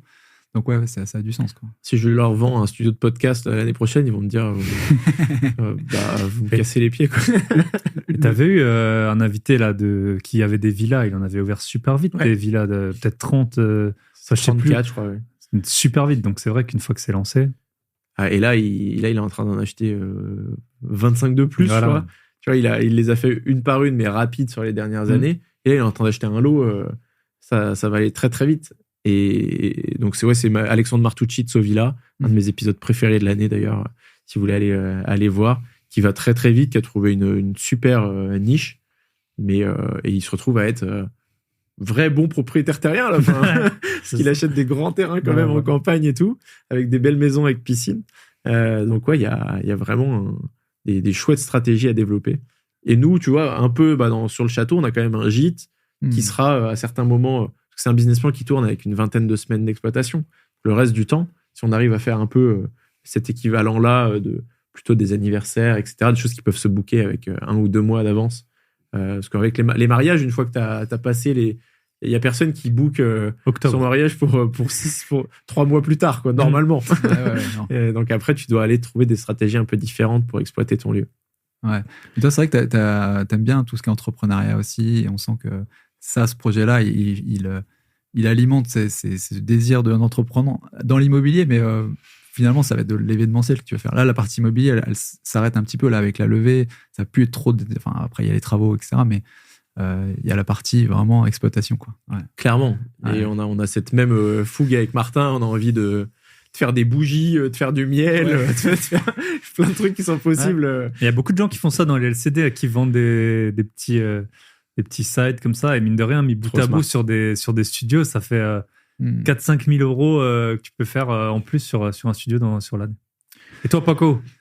Moi, ce que j'ai appris en stratégie, c'est que j'étais pas au courant de. C'est surtout par rapport à l'immobilier, toutes les niches qu'il peut y avoir, en fait, toutes les options que tu peux avoir. C'est incroyable. Et là, récemment, notamment, il y avait. On a parlé de la vente à terme, qui est un super truc quand tu es capé en termes de financement, tu vois, pour aller de l'avant. En fait, c'est très peu connu, c'est très peu pratiqué, c'est pas trop aimé des notaires. Mais en fait, si tu peux vraiment développer ton parc avec ça. Il y a aussi la VIR, tu vois, la vente d'immeubles à rénover, qui permettent de sucrer tout le portage financier, de le faire, en fait, de booker toi-même tes ventes, commercialiser sécuriser ta commercialisation, parce que c'est un peu un des projets, un des problèmes aujourd'hui, c'est quand tu fais des opérations rachat-revente, c'est est-ce que je vais revendre le truc ou est-ce que je vais le porter 6 mois, 12 mois, 18 mois avec les prix, les intérêts incroyables de la banque. Donc ça te le sucre parce que tu commercialises déjà avant de pouvoir, avant de prendre ton crédit, quoi, tu vois. Et du coup, c'est sécurisant. Et voilà, donc tu vois, c'est ces petits trucs que je connaissais pas du tout avant, qui me font dire que, je le sentais un peu, mais que l'immobilier, c'est pas un mot, en fait. Il y a énormément d'immobilier, énormément de trucs à faire dans ce gros truc qui est l'immobilier, et que tu peux trouver vraiment ta niche dans tout ce que tu veux, et tu peux grossir dans tout ce que tu veux. C'est le truc vraiment frappant que j'ai vu. L'autre truc que j'ai retenu aussi, c'est la partie réseau et humain dans l'IMO, tu vois. Et les gens qui s'en sortent pas mal, vraiment bien dans les invités, c'est des gens, tu vois, qui sont curieux, quoi. Qui vont demander, tu vois, limite qui t'harassent, qui te harcèlent un peu, tu vois. Je sais pas si vous avez reçu Amani. Amani, ouais, je l'ai reçu sur mon podcast.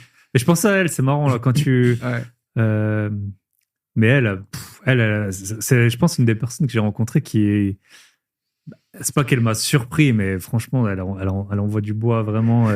Parce que là, ce que tu te disais, toutes les stratégies, et là, on est encore que en France. Et après, quand tu commences à... Soit, parce qu'elle a fait beaucoup, elle a mis en place la sous-loc en Tunisie. On enlève les bonnets. Mais t'écoutes un podcast, t'es tunisien, t'écoutes un podcast sur la sous-loc, tu te dis, attends, je le fais.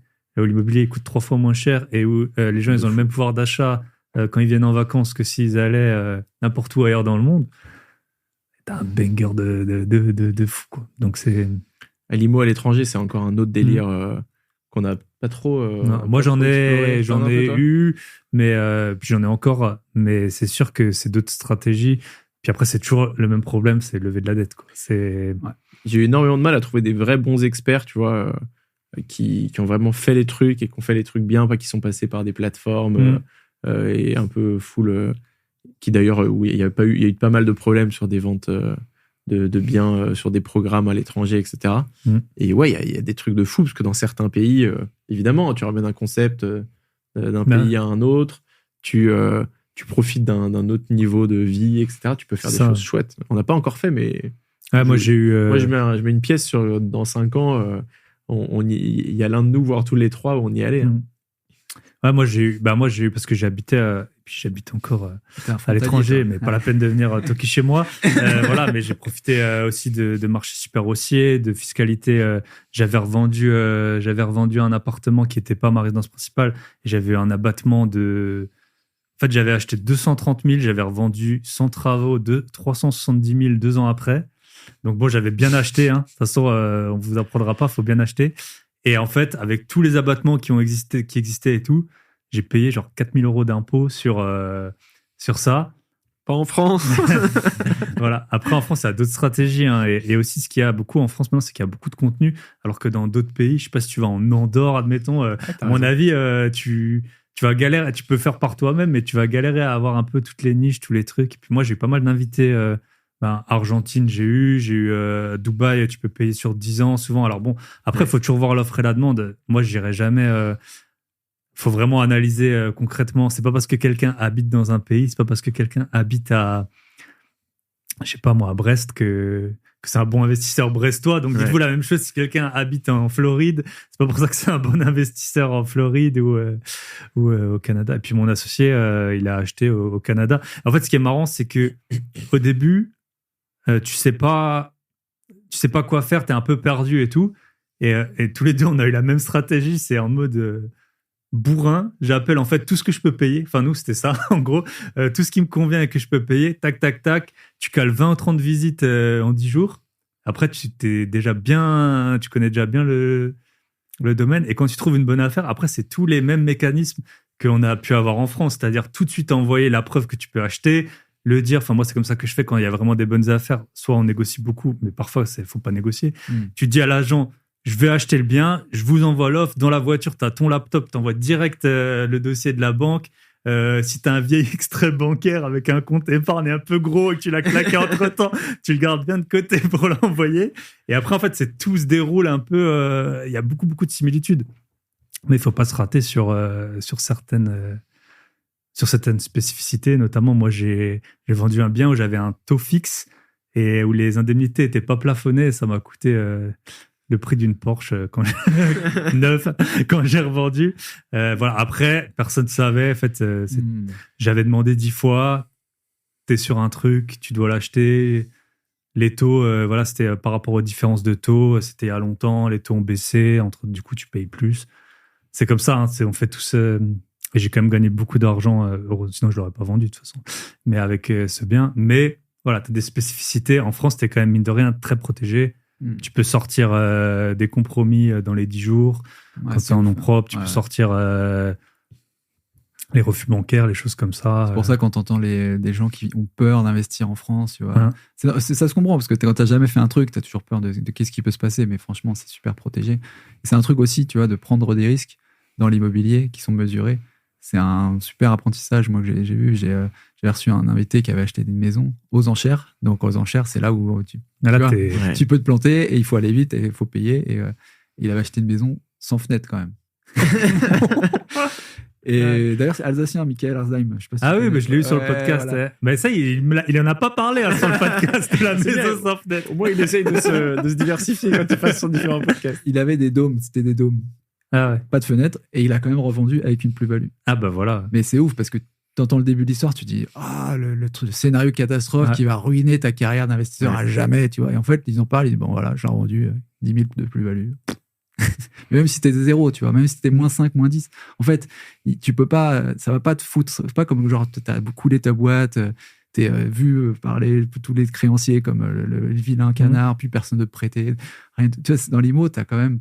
Tu peux te planter raisonnablement et aller de l'avant. Voire même, ce que je comprends dans les opérations d'achat-revente, là, de plus en plus j'en fais, c'est qu'en fait, il vaut mieux aller vite. Revendre ton truc quand il y a une hausse des taux, par exemple, qui arrive là. Revendre tes trucs rapidos pour même à perte, petite perte, tu vois, et sortir, aller sur un truc qui va générer du cash, que de dire là, traîner le truc en disant ouais, je vais essayer de l'améliorer. En ce moment, j'entendais un artisan là sur une rénovation qui me dit que la mode, c'est de diviser tout en deux là, parce que tellement les prix les taux sont hauts, il n'y a plus de capacité d'emprunt et tous les trucs qui se vendaient à 500 000, ça se vend plus. Et donc, ça se divise en deux, en appart. Donc, même des apparts, ils essaient de redéfinir en deux et tout. Et, mais t'imagines le coût et puis surtout la charge mentale, en fait. Ça, c'est super important, quoi. Et c'est pour ça, on en parlait de la fuck you money quand on a un peu.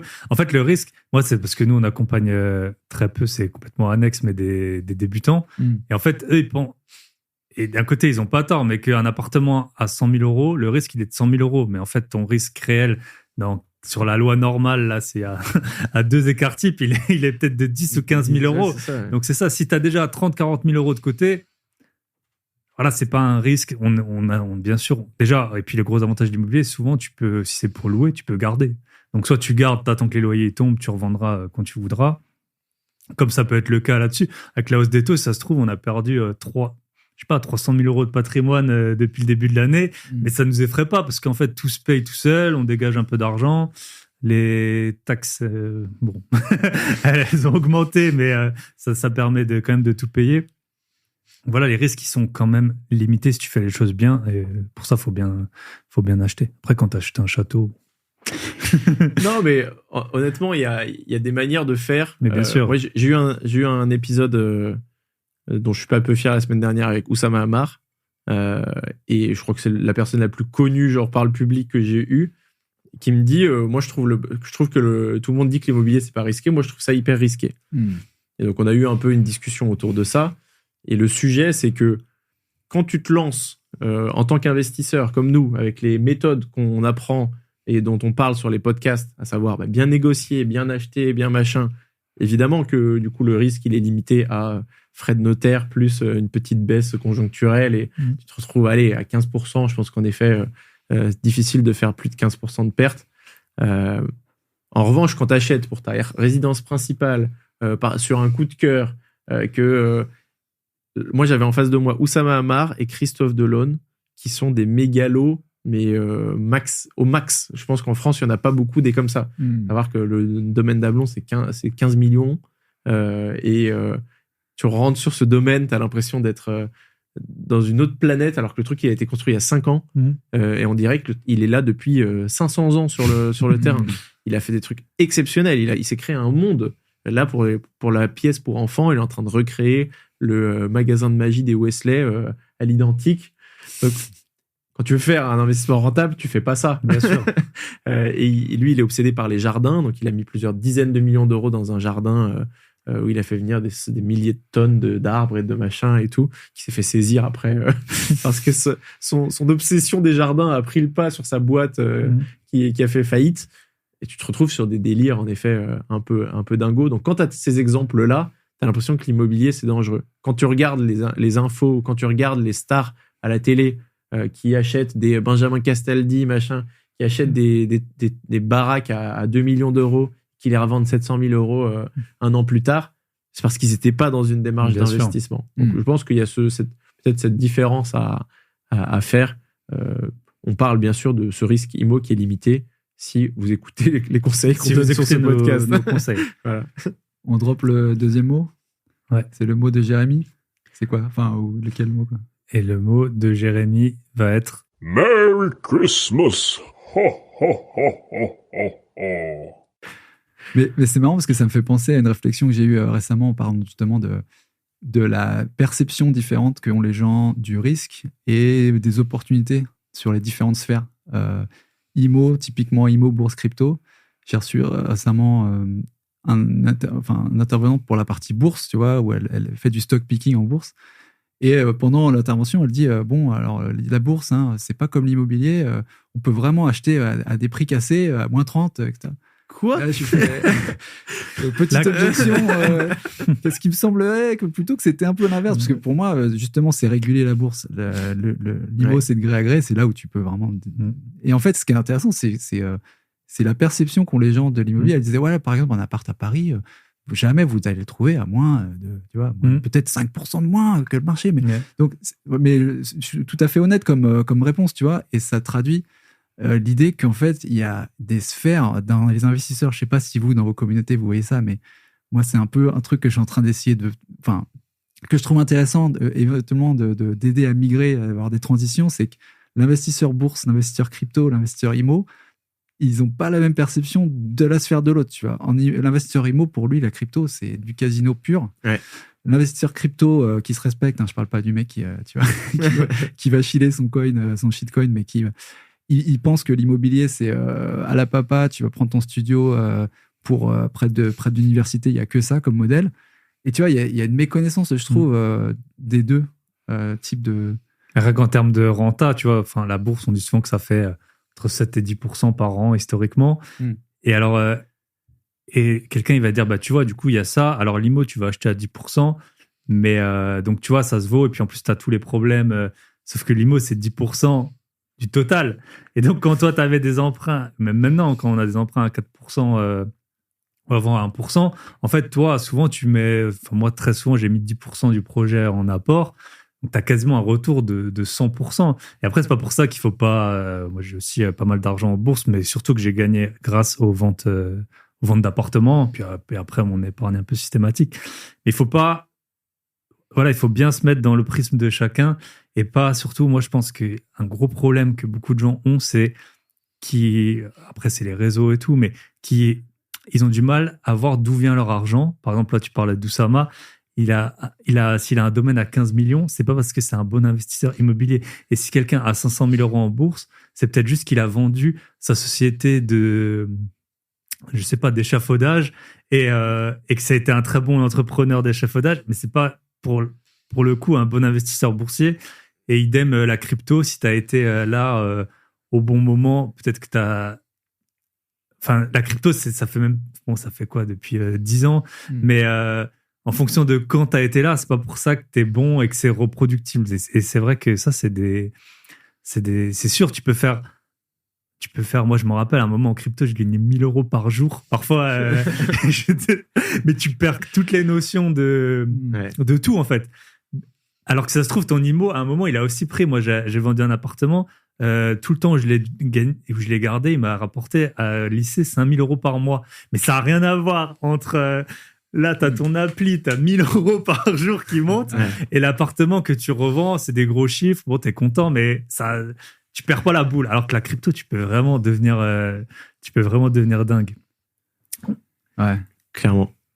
c'est ouais, non, mais c'est marrant parce que Oussama, il avait dit d'ailleurs, je crois, dans le podcast de Delphine Richissime, que il parlait de son ami ou de sa femme ou de sa compagne qui investissait en IMO et qui supervisait les travaux des artisans. Il disait, mais je comprends pas mais c'est chiant à mourir ce truc, c'est impossible, tu vois. Pour lui, c'était le truc vraiment impossible, genre inimaginable, quoi. Donc, ouais, à la limite, c'est bien, je trouve qu'il y ait des mondes un peu différents parce que ça fait des gens qui peuvent acheter ton immobilier Bah, c'est ça aussi. à des rendements fixes, tu vois. Chacun, il en faut pour tout le monde, quoi. Si tout le monde voulait faire du cash flow de vénère ou machin, voilà. Donc, c'est bien, mais c'est vrai que c'est des environnements un peu différents. Et on parlait d'investissement. Justement, quels sont vos meilleurs investissements et vos pires investissements? Bon, moi, je peux démarrer, c'est assez simple. Le pire investissement, c'est celui que, du coup, j'ai jamais pu faire. C'était peut-être que je suis allé un peu vite. Non, on veut des pertes, hein. On veut des pertes sèches, nous. Hein. On veut de la perte sèche. Il s'avère que il y a eu une perte sèche de 11 mois de travail. Voilà. J'ai réussi à sortir sans trop de fracas au niveau du portefeuille.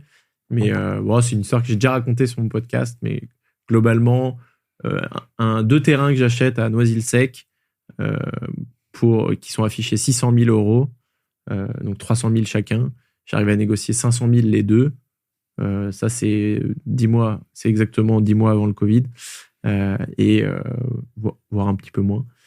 Et ouais, j'avais fait ma première coloc, ça avait bien marché. J'avais réussi à prouver à tout le monde que j'étais pas complètement fou à faire ce truc-là. Puis maintenant, si ça marche pour 4 chambres, pourquoi je le ferais pas pour 24 chambres? Et donc, du coup, on part sur ce terrain pour construire avec mon père. Donc, on crée la SCI, on y va, on trouve la banque qui va bien, alignement des étoiles de folie. Vraiment, le directeur de la banque, sa femme était du même village de 200 habitants que mon père au Portugal. Donc, tu te dis, OK, là, on est bon. Donc, on a tous les accords à l'oral, etc. Nous, on monte les plans. Moi, j'apprends ce que c'est un PLU. J'apprends ce que c'est la construction aussi, hein, parce que j'avais fait que de la rénovation.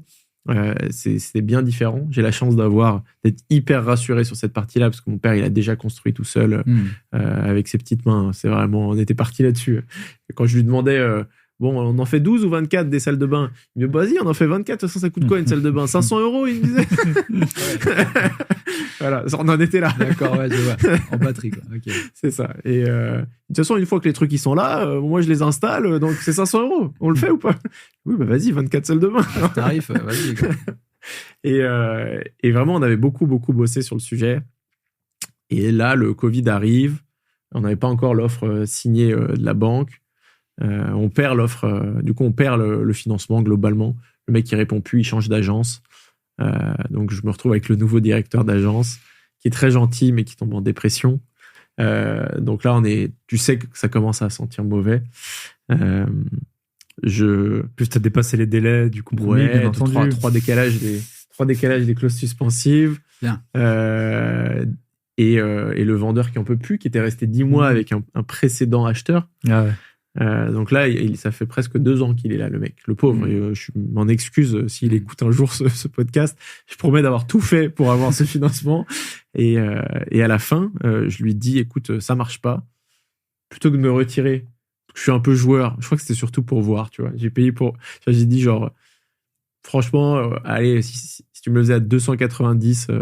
Peut-être que je trouverais un financement, mais là, c'est pas possible. Il me dit OK pour 290. Versus 1,2 million au départ, quoi. Versus 600 000 au début. C'était 600 pour les deux. De 600 à 290 pour 600 mètres carrés à Noisy-le-Sec, constructible sur 4 niveaux si on voulait.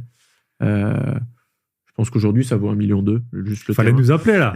Là, tu as raté une opportunité. Là. Il n'y avait pas de podcast encore. Ouais. C'était juste avant le podcast.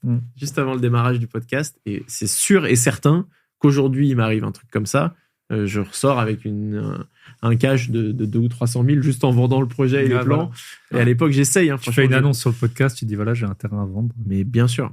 Et du coup, bah, oui, je finis ce truc-là. Du coup, je relance un truc bancaire. Je réalise qu'en fait, ça va prendre 6 mois parce que j'ai changé un montant sur le business plan. C'est bon, ils en peuvent plus alors que je diminue en plus les charges grandement. Et j'essaye de revendre le projet. Les parents de potes qui ont un peu d'argent, etc. J'en parle et tout. Ça a failli se faire. On fait une clause la clause que je mettais pas à l'époque. Hein, Substitution. Clause de substitution qu'il faut forcément mettre sur votre sur votre compromis à chaque fois parce que ça C'était collé de chez collé. Ça coûte rien. Ouais. Et voilà, au final, on n'a pas réussi à refiler ce projet qui était un beau projet. Donc ouais, ça a duré 11 mois. Quand j'y repense, il y a toujours des apprentissages à tirer de Non, ces c'est choses-là. super comme apprentissage. De toute façon, il faut se planter vite et tôt.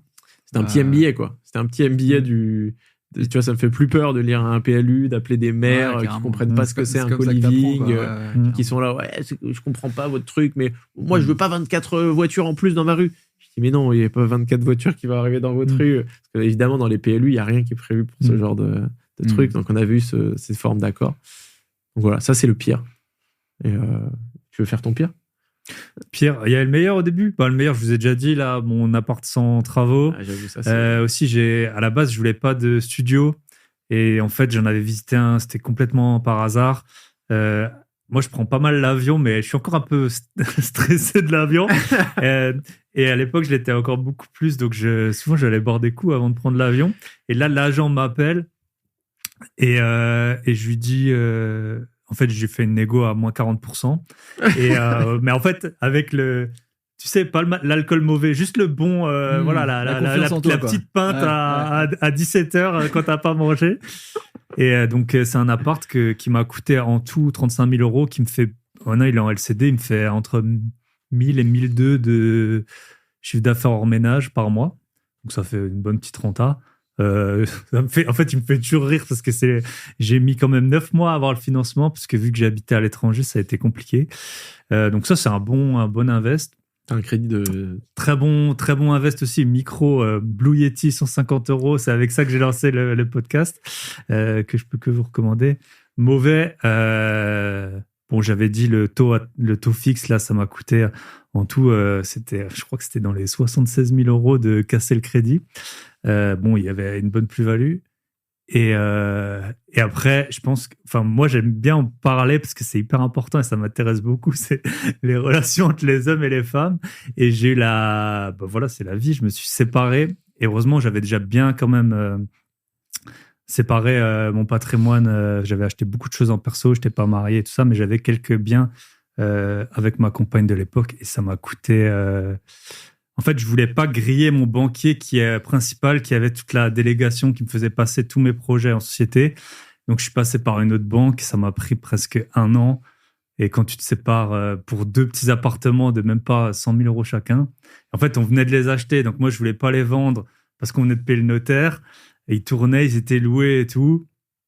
Et ça m'a pris, je pense, au moins 200 appels à la banquière, plus autant d'emails. Parce qu'en fait, il n'y a pas de compromis dans ce cas-là. Il n'y a pas de compromis. Pour racheter les parts, c'est ça, hein. Ouais, pour racheter les parts, plus transfert d'emprunt et tout. Et c'était même pas 200 000 euros en tout.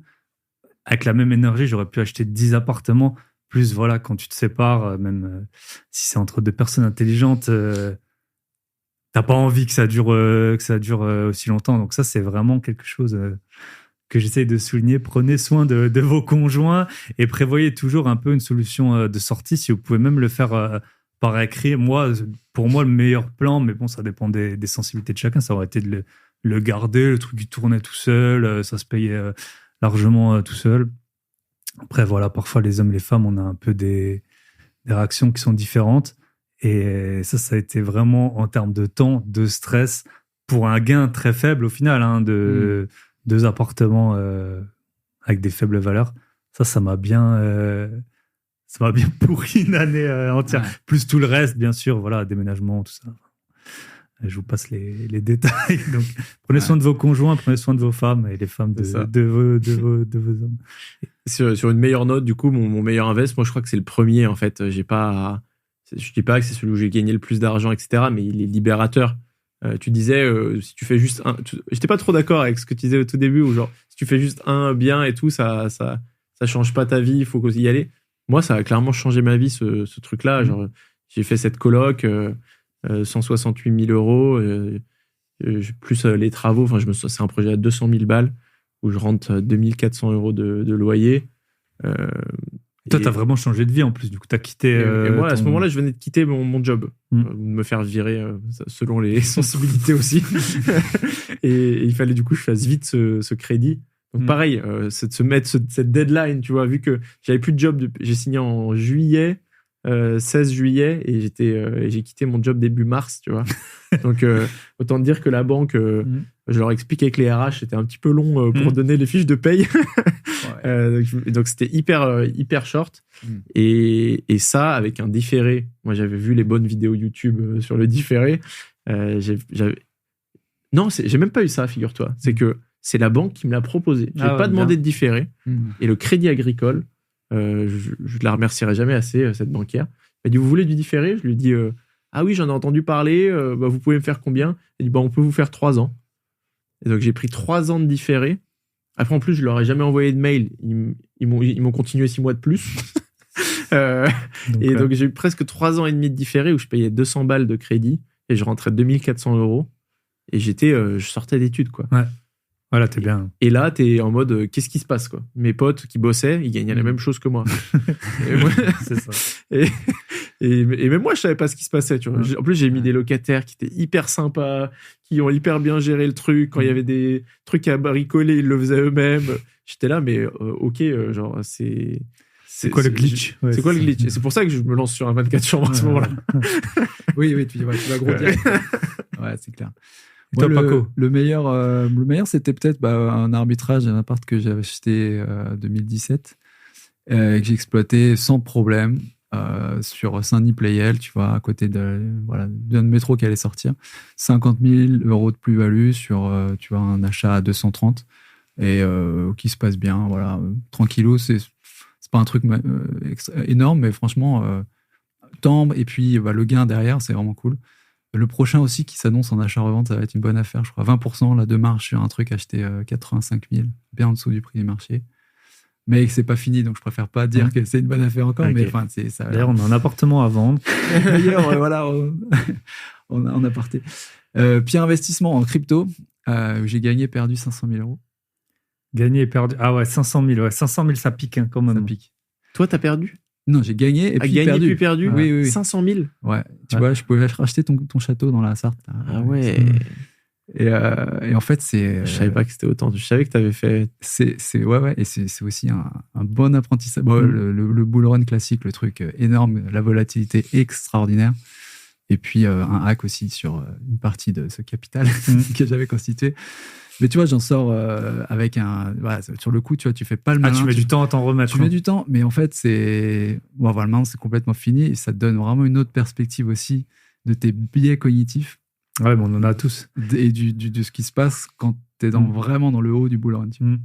Mais c'est ça, moi, je me rappelle ma mère, parce que je lui racontais un peu là quand je gagnais 1 000 euros par jour, elle me disait, mais sors un peu d'argent. Et moi, dans ma tête, c'était vraiment, mais tu comprends pas ce qui se passe, tu peux pas comprendre. Mais en fait, c'est le bon sens, pas paysan, mais le bon sens des souvent les gens, ils manquent de bon sens. C'est quand t'es à 500 000. Et j'ai un bon ami, c'est pareil, il s'est fait hacker 1 million d'euros de crypto.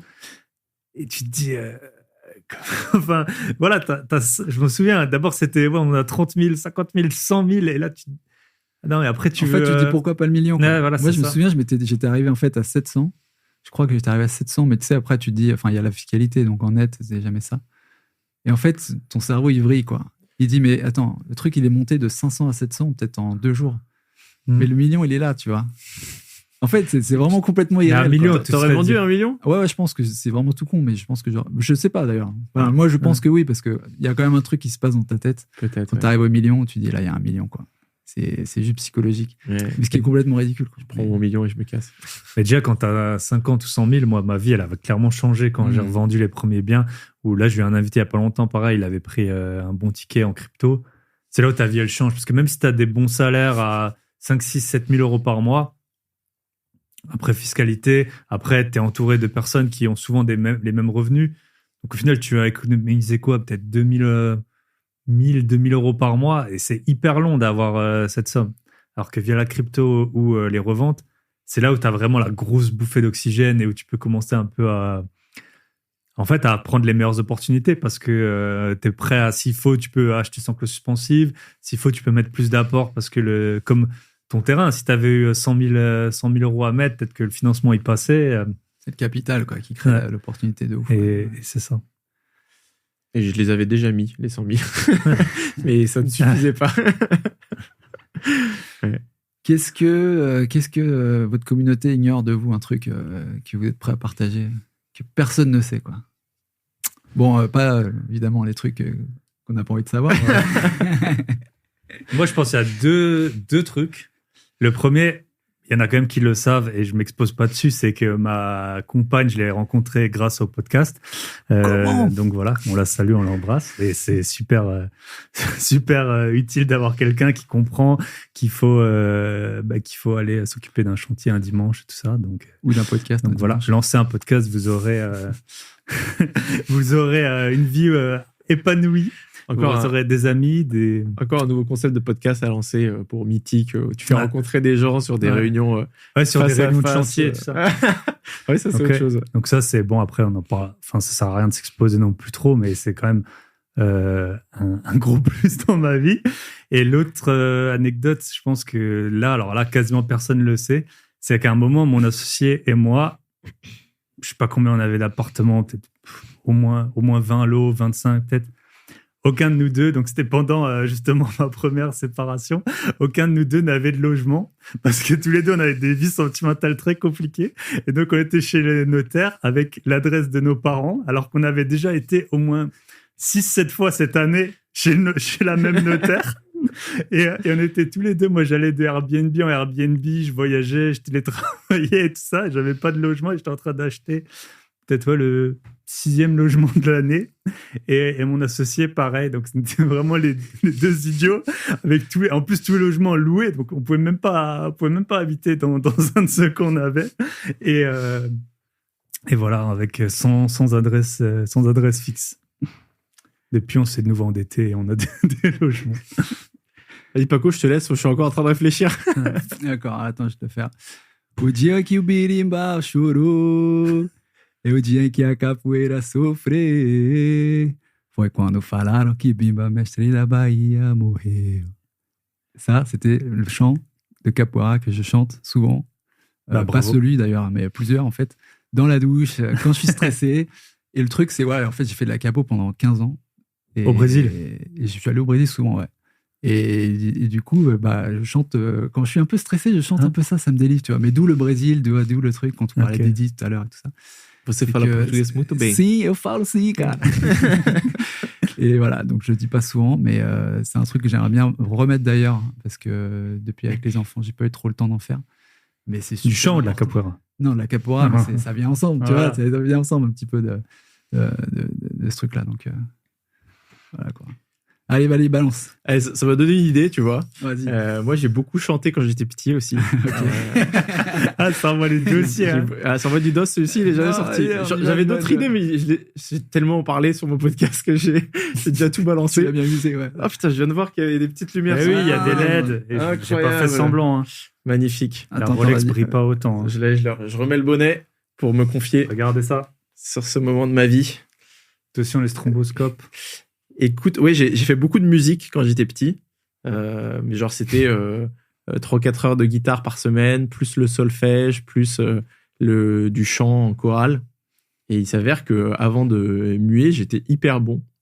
Tu vois, genre, je me suis retrouvé soliste en face de salles de 400-500 personnes à chanter en russe. Et un jour, j'ai mué. Et ma voix, elle est devenue tout pourrie.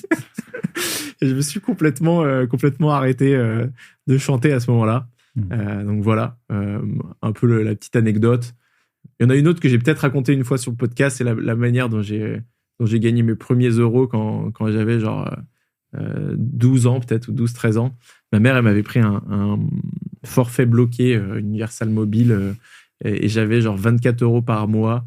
Et il était cumulable à l'infini, chose qui était assez peu courant parce que la plupart, tu pouvais mettre ton forfait sur le mois d'après, mais ça s'arrêtait là. Et moi, qui détestais un peu le téléphone, elle m'en avait juste donné un pour au cas où je loupe le bus ou machin.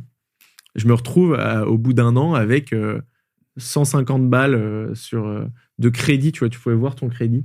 Et je me dis, merde. C'est comme 10 000 aujourd'hui. Ouais, c'est ça. Mais 150 balles à 12 ans, c'était énorme, tu vois. Et je me dis, comment on peut récupérer cet argent, tu vois. Je lui demande à ma mère, elle me dit, bah non, tu peux pas, c'est comme ça, bah, machin et tout. Plus je voyais qu'il y avait des forfaits qui sortaient, qui étaient un peu mieux et tout, donc on allait arrêter ce forfait. Et je me dis, mais comment je peux faire pour utiliser cet argent? En plus, c'était un forfait bloqué, hein, t'as pas de fees en plus pour les parents, machin. Je commence par appeler un numéro sur attention à la marche, je me souviens. Il y avait, tu sais, les jeux concours, machin. Gagner une télé. Je me fais prendre 5 balles en 2 minutes. Il se passe rien dans ma vie. Je suis là, ok, ça, c'est une énorme arnaque. Et là, je commence à fouiner sur des forums. Et je trouve une solution. Donc, il y a un forum sur comment arnaquer les gens avec des numéros surtaxés. Et je me dis, bah, en fait, c'est ça que je vais faire. Donc, j'ai créé un numéro surtaxé. Et je me suis appelé moi-même. Et donc, tu avais plusieurs formules. Genre, tu avais des trucs où ils pouvaient te prendre genre 10 balles par minute. Sauf que là, la plateforme, elle prenait 50% de commission. Et tu avais d'autres trucs où ils te prenaient 2 balles de l'heure ou machin. Mais là, ils prenaient que 10% de commission. Et du coup, j'ai pris le forfait où ils prenaient le moins de com. Toute la nuit. Et je laissais le téléphone tourner toute la nuit. Et j'ai récupéré tout mon argent comme ça en bon Amazon sur mon ordi. Et après, je le faisais avec des fees auprès de mes potes. Et j'ai dû récupérer mes 300-400 premiers euros avec cette petite magouille de numéros surtaxés. Ton démarrage d'entrepreneur. On peut peut-être dire ça. On l'a tous eu. Moi, j'achetais et je revendais des vélos. J'étais étudiant à Strasbourg, ville très écolo maintenant, et ça l'a toujours été. Donc, j'achetais dans des villes un peu sinistrées des vélos, 5 euros. Je les revendais 80, 90. Je les lavais. On avait le temps. Je prenais les photos quand il faisait beau. Toi, Paco, tes premiers revenus? Mes premiers revenus, c'est sur des achats-reventes aussi, des fanions de basket. Ok. À l'époque, c'était la mode. Tu sais, si tu te souviens, ça venait des États-Unis, ils ont tout ça, tu sais, aux US. Ça. Et donc, j'achetais et je revendais des fanions. Tu les achetais où? Je les achetais, c'était chez Decathlon, je crois, à l'époque. Okay.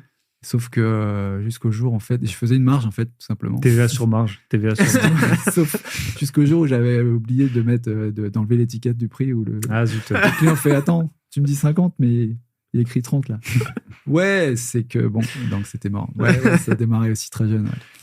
Avant juste la dernière question, on peut balancer le troisième mot peut-être?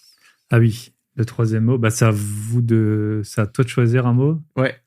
Et le mot, ça va être du coup pour mon podcast. Ouais. Et écoute, le mot, ça va être vélo. Vélo. En plus, il y a la petite anecdote qui va avec. Donc, on rappelle les 3 mots. Non, je rigole. On va vous laisser galérer. Voilà. Bon.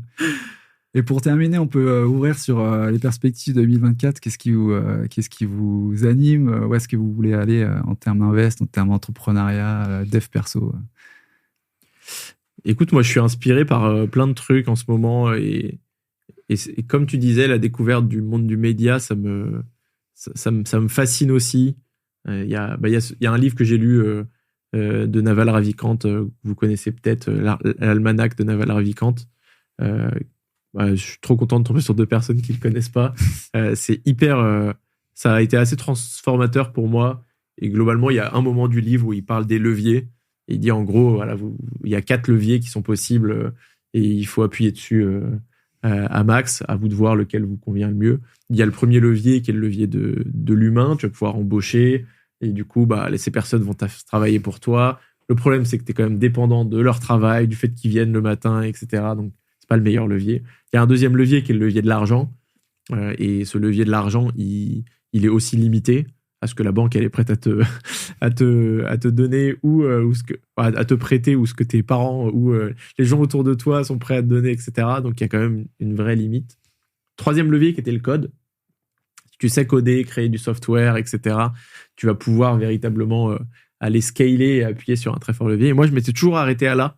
Et je pensais que, tu vois, dans ma vie, je lancerais une boîte tech. C'était vraiment ce que je pensais, parce que j'avais identifié que c'était un levier qui était important.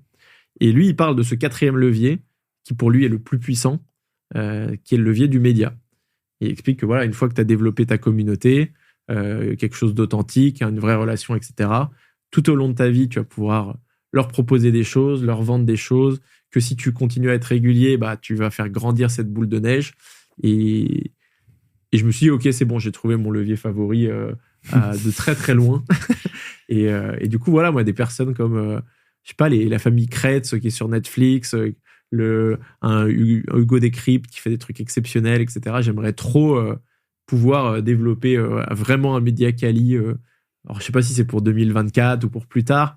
Est-ce que ça serait lié avec le château ou pas, tu vois?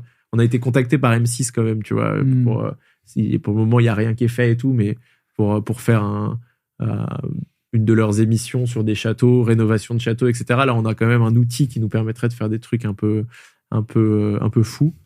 Donc voilà, pour 2024, j'aimerais bien. Ça serait avec ça fait un bail, tu penses, ou tu créerais un truc à part, quoi? Je pense que ça serait plutôt à part. Ça fait un bail, c'est vraiment niché. Vous êtes là pour apprendre des trucs sur de l'immobilier, et en plus vous aimez les chiffres, vous aimez la fisca. Je le vois à chaque fois que je fais des petits épisodes où on rentre dans ces sujets-là. Je sais que c'est pas grand public, quoi. Donc ça serait dommage, je pense, que ça fait un bail devienne hyper grand public et que j'arrête de parler de ces trucs-là. Non, j'ai envie de continuer ça, et à côté peut-être développer un truc plus grand public. Est-ce que c'est sur YouTube peut-être? Voilà. Et je dis pas que c'est fait, ça va se faire, tu vois. Moi, je kifferais être un genre de... Je m'étais dit, par exemple, dans les idées, farfelues, mais un cauchemar en cuisine, mais version Airbnb, tu vois.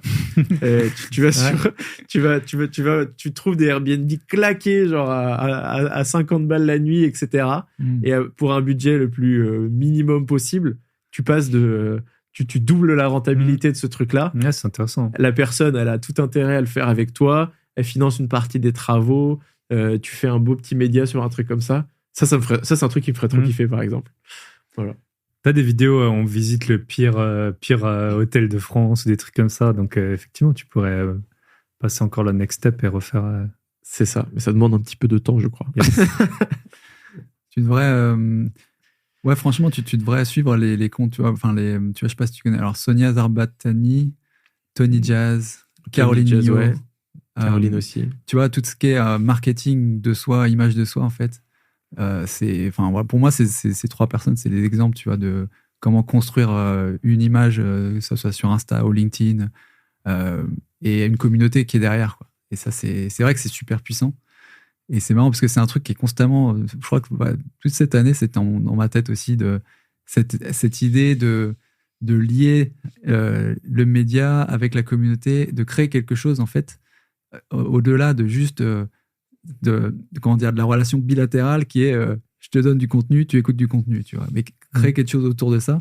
Et c'est pour ça que je trouvais intéressant ton initiative aussi, Thibaut, sur la boîte à outils, l'abonnement, le machin, parce que c'est un truc constamment, tu vois, ça pourrait être un modèle aussi que je me dis qui pourrait donner de la valeur, tu vois, dans tous les sens, pas juste pour tout le monde, en fait, si tu veux. Et c'est vrai que ça, c'est un axe aussi que je pense qu'il va pas mal m'animer en 2024, quoi. Même si j'ai d'autres objectifs plus terre à terre qui sont... Déjà revendre le projet en cours. Et j'en ai 2, en fait. J'ai deux projets actuellement en cours à revendre. Et faire du marchand. Moi, j'aimerais bien dégager 100 000 de marge en marchand, parce que là, je suis dessus depuis une année. J'ai pas pu aller aussi loin dans cette activité à cause, entre guillemets, du podcast. Ouais. Mais plus la hausse des taux. C'est plus le temps que j'ai pas pu y mettre, en fait. Et mon but, peut-être, ça sera sur 2024 ou autre, mais c'est pareil, c'est, tu vois, entre l'activité podcast et l'activité, la IMO, en l'occurrence, c'est achat-revente de marchands. Je pense aussi qu'il y a des ponts qui peuvent se créer, il y a de la synergie qui peut arriver. Ouais. Et je l'ai pas encore fait parce que j'ai besoin, peut-être, moi, de maîtriser complètement les OP sur le terrain en marchand pour pouvoir être à l'aise après, pour inclure d'autres personnes, mais il y a énormément de ressources, que ce soit voilà, il y a plein d'investisseurs qui seraient intéressés pour participer sur des deals. On a déjà des gens qui cherchent qui cherchent à avoir nos avis sur des deals. Tu sais, on anime des ateliers avec Léo, qui est un marchand chevronné, et on sait qu'il y a une dynamique qui se crée là-dessus. Et franchement, pour le moment, on cueille pas ça, on n'en profite pas, et c'est quand même dommage, quoi. Donc, ouais. Yes.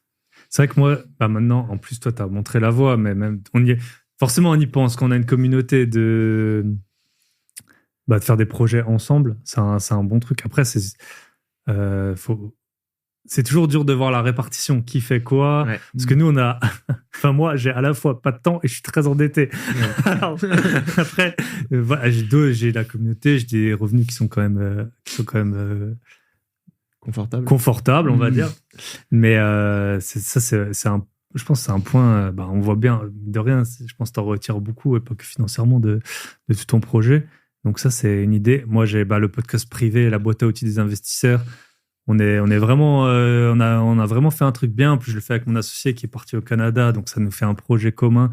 Et je pense que ça, c'est aussi, si j'avais plus de temps, peut-être j'aurais un second podcast avec lui, parce que quand on devient adulte, mine de rien, on a souvent en mangeant, les amis, en gros, soit tu manges ensemble, soit tu vas au bar ensemble, soit tu fais du sport ensemble. Et c'est un peu ce qu'on peut perdre. Donc nous, ça perdure comme ça. Et vraiment avoir parce que les podcasts, il y a de la technique et du mindset, mais vraiment avoir, comme là, on a déjà, une vingtaine d'épisodes vraiment très focus, lire un PLU, toucher les subventions de l'ANA, d'action logement, refaire des immeubles et tout ça.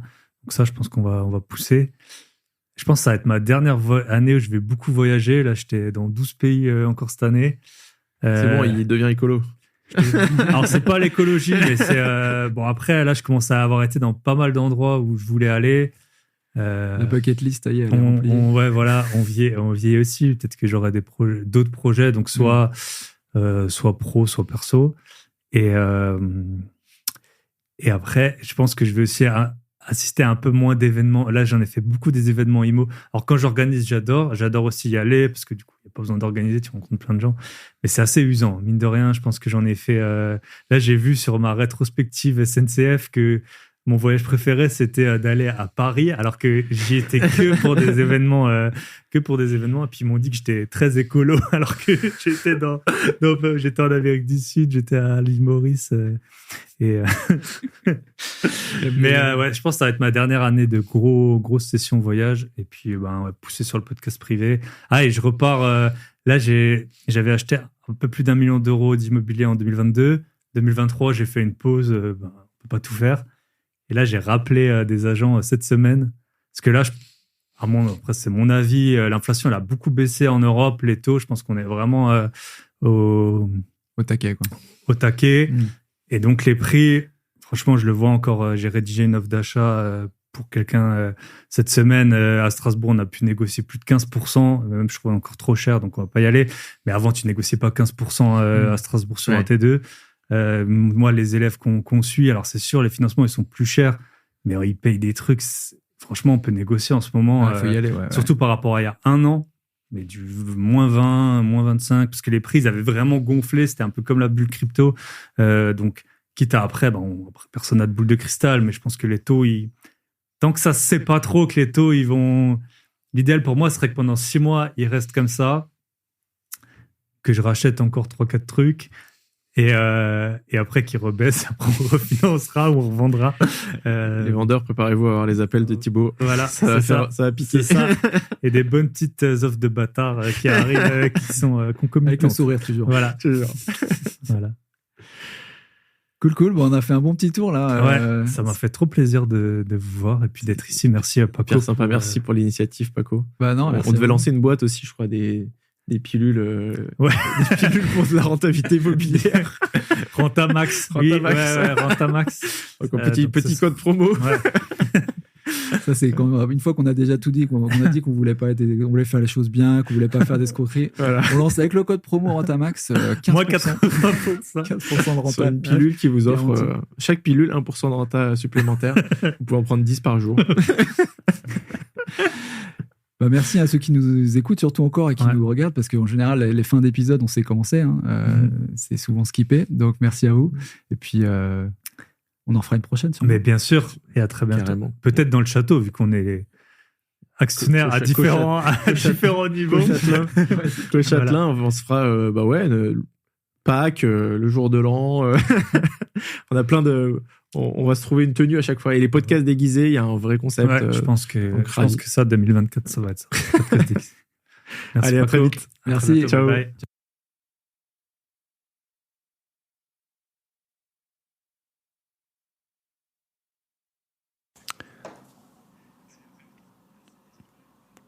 Et voilà, on arrive au terme de cet épisode avec le trio infernal. J'espère qu'il vous aura plu, qu'il vous aura un peu détendu, que vous avez su en retenir des conseils avisés. À nous trois, on a dû recevoir peut-être 300 ou 400 invités. Donc, on a tiré la quintessence de tout ça.